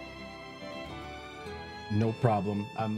I'll be in touch with you guys sometime soon, but for now, we'll just thank you guys so much for participating again, and we'll see you whenever we see you. We'll see whenever that will be.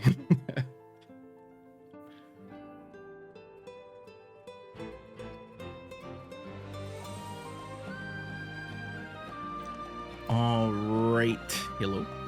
Are we doing the penguin, bro? Oh boy. Oh wait, never mind. Well, okay, no, the interview time. Okay, wait. Yeah, no, we're not. This might be what people were waiting for. We're not watching Penguin tonight. Also, Good start. I was doing that shit Sunday. What's good? So, where do we even begin? How what's the vibes like Bro, right now? hey, bro. Hey, he won Evo Japan. He's the GOAT. I got nothing to say. All respect for me, bro. All respect for me, bro. All respect for me, bro. They say this game is a anime Street Fighter, and like that's a grown ass man with kids, and it's like for real, bro. For real. All I do is sit on the grown men with kids in animation in Street Fighter esque games. Unheard They're the of. strongest. Dude.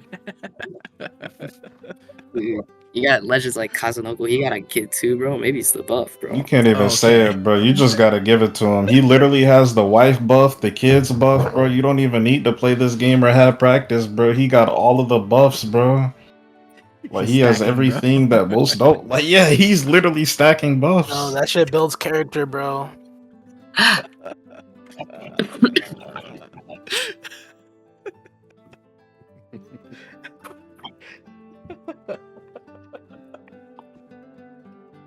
Oh god, man. Oh god. I'm sure this is not what they were expecting. It'd be like that. It'd be like that. No, whatever. You gotta give respect, bro. Dude. True. What were the vibes like during though? Like what was going? Like at what point did the vibes change? No, we were having fun the whole time, bro. I can't. It was lie. all jokes, really. Everybody was enjoying, and then after a certain point, it was just like, all right, LOL. Dude, it was done, bro. Honestly, I was even gonna ask, like, as long as you guys were having a good time, I think. Yeah. That's the most Oh important no, thing. hell yeah. Yeah, no, that was absolutely. No, we should definitely do something like that again. Dude, why? We don't deserve a run back. We got scraped, bro. It's over, bro. This entire event was just manufactured to make sure that North America is on the bottom of the social totem pole. We solidified ourselves as the worst region in Granblue, bro. Bro, don't say we.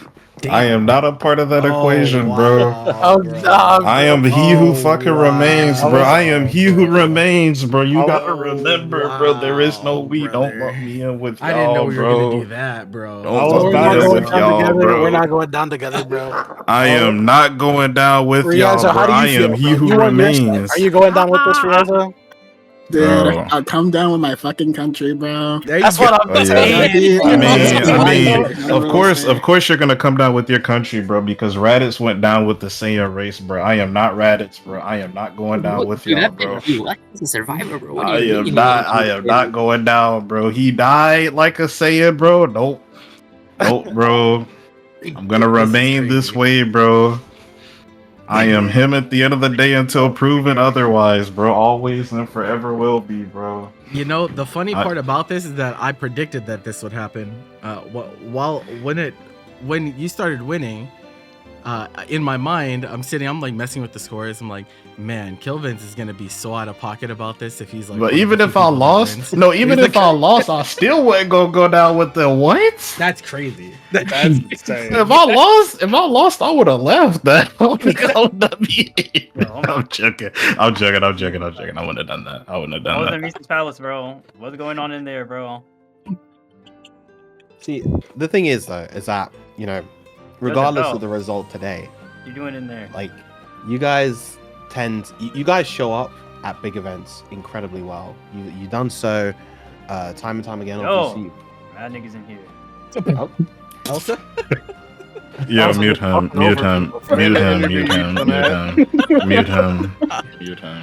It's just funny. Yeah, just like Just fucking mute him, you bro. know, Sorry, go ahead, looking at stuff like obviously Battle Coliseum that just passed, obviously Evo, like you guys are constantly doing well at these big events, and that I think is where it matters the most. So, you know, I still have faith in a lot of you guys to do well. I definitely love watching a lot of you play. I think you know you're constantly growing. A lot of you still, you know, relatively young and new to the scene at large, and you've all got bright futures ahead of you, both in terms of this game and in terms of just fighting games in general. So, you know, regardless of what happened in this fun little crew battle, definitely keep up the good work, keep up the grind. I know you guys will do well. You see, I appreciate that. You know why? Because someone else, probably from North America, I'm not gonna lie, they would have thrown on a "you're free" at the end of that, though. You know what I mean? you were just giving us props, even though we just got shit on. I The appreciate copy that. pastas were crazy, bro. I can't lie. Bro, the copy pastas were insane, bro. It was dire. I think Maybe I think we need it to be kinder started. to each other, bro. We'd be better at the game, bro. Didn't it start when Whisp was fighting against BSG? Bro, not gonna lie, I'm probably Wisp's biggest fan, bro. That guy's Versusia is so fucking good, bro. I just want to throw that one out there. That man's Versusia is so fucking nasty. Yeah, his Versusia is nasty. Bro, I'm not gonna lie. I turned Discord down. I forgot I was in here. Alrighty. You said. Never mind. I can't even repeat. Bro, do not say that, bro. I'm playing Death Note, bro. Of course you are. Bro. Bro, look, it was good games to everyone. Everyone played really well. We could have played better. Oh yeah, I learned something new today too, bro. I didn't know Seox can install super through Brave Counter. That shit was gat, bro. Yeah, 9 frames of That- input. was sick. If you look at the entire chat at that moment, I think everyone collectively found that out at the same time. That was gap. Holy shit. Does anybody have a clip of that? Yeah, I someone clipped Yeah. it for. Yeah. Can you, yeah, can somebody send that to me, please? I got you.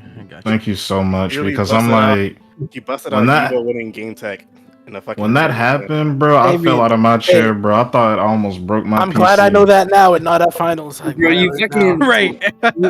you undev in the middle of the set, and you're like, you just. Dude. No, no, that's what I said. I gotta give respect, bro. That's fair. That's fair. That's tough, ladies and gentlemen. That's tough. If most people are done, I would like to say my piece. Oh, who just joined? Oh, Saltz. I'm sorry, you have the room. Oh wait. Yo, Saltz, we're in the middle of an interview right now on the stream. Do you have anything to say on behalf of Team NA? We're washed. For real. Bro, you gotta stop saying we, bro. Stop, bro. Gotta Going stop down with saying us. we. Ryazo, I'm what not do you wanna going say, down though? with y'all, bro. I'll fucking Okay. move. I would like to say I will go down with the ship, but we're also gonna go back up with the ship. This was honestly really, really funny because almost everyone in NA was so confident against everyone they were fighting against. And this, I'm very happy some people got not everybody, but I'm very happy some people got a bit humbled with how things went out. So, in later cases, at Arc World Tour, at other majors, at Frosty's, because there's going to be a lot of E representation there, maybe even like Evo France, or maybe Battle Coliseum next year, we could just be more prepared for things like this to like happen. Or just be like less cocky about it. Because NA definitely did need a bit. Wait, who drop some names, bro? Drop some names. Drop some names. I'm not dropping. Oh no. Drop some names. You got me Not the fucked name up. You got me fucked up. I'm not dropping names. I literally said he won Evo Japan. I have an OS. I literally said that.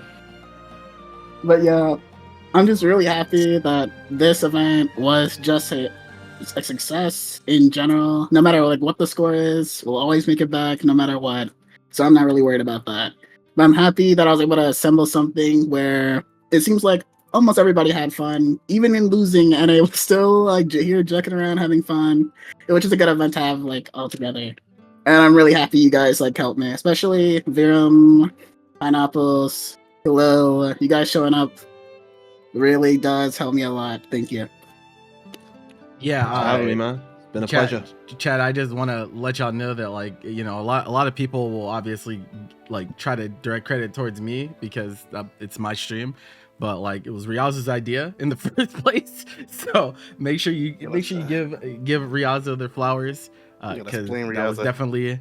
And when I got the DM, I was like, "Yo, we're gonna do this," and I was like, "Wait, how soon?" and it was a really funny back and forth there. But I'm glad we were able to get it together and make something cool happen for the people.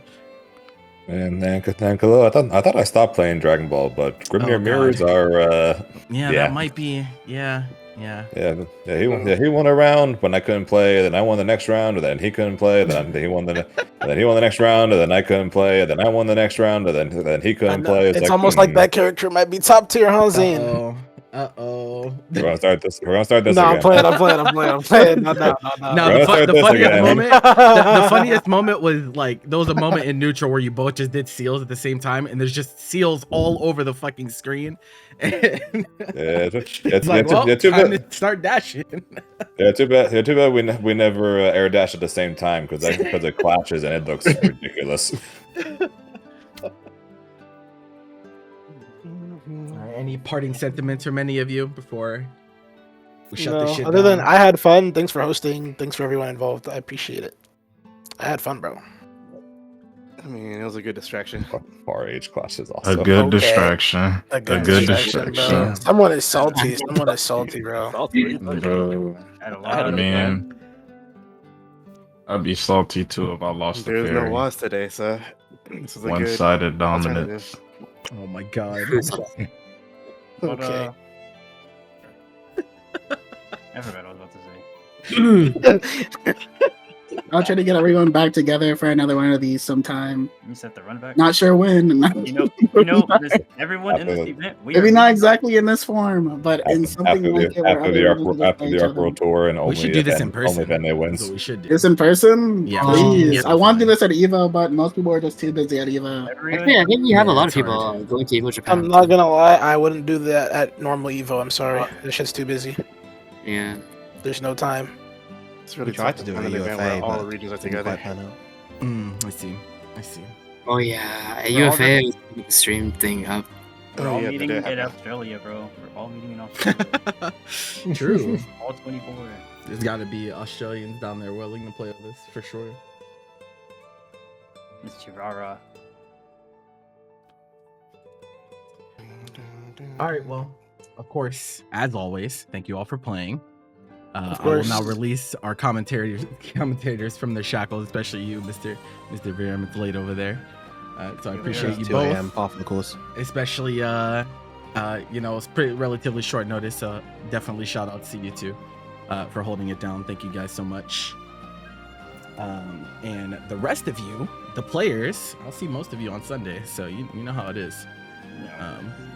On Sunday? Oh yeah. I'm actually gonna talk to Chad about that now. So I'm gonna dip him. But thank you. Thank you all for playing. We'll talk soon. Okay, chatters. Hello, chatters.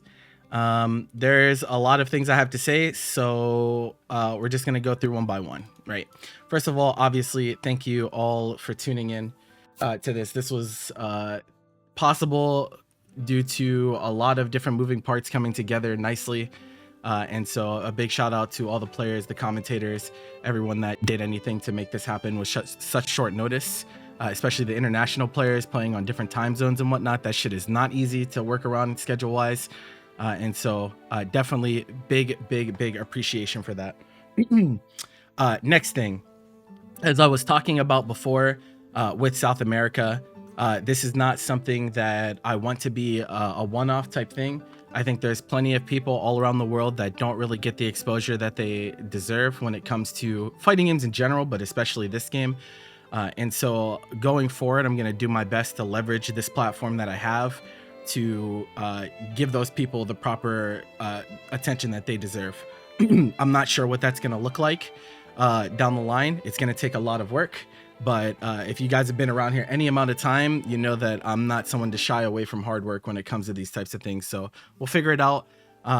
and hopefully get even more regions involved moving forward. Okay, next thing. For those of you who are not acquainted with this environment, I have to do a little bit of shilling at least. I run one of NA's larger online weeklies called Paragon Line. It's every Friday at 7 p.m. Eastern. Unfortunately for European viewers, it's not very convenient viewing times. So you guys mostly miss them. We do upload them, but that is a place where you can check out some of your favorite NA players playing week in, week out.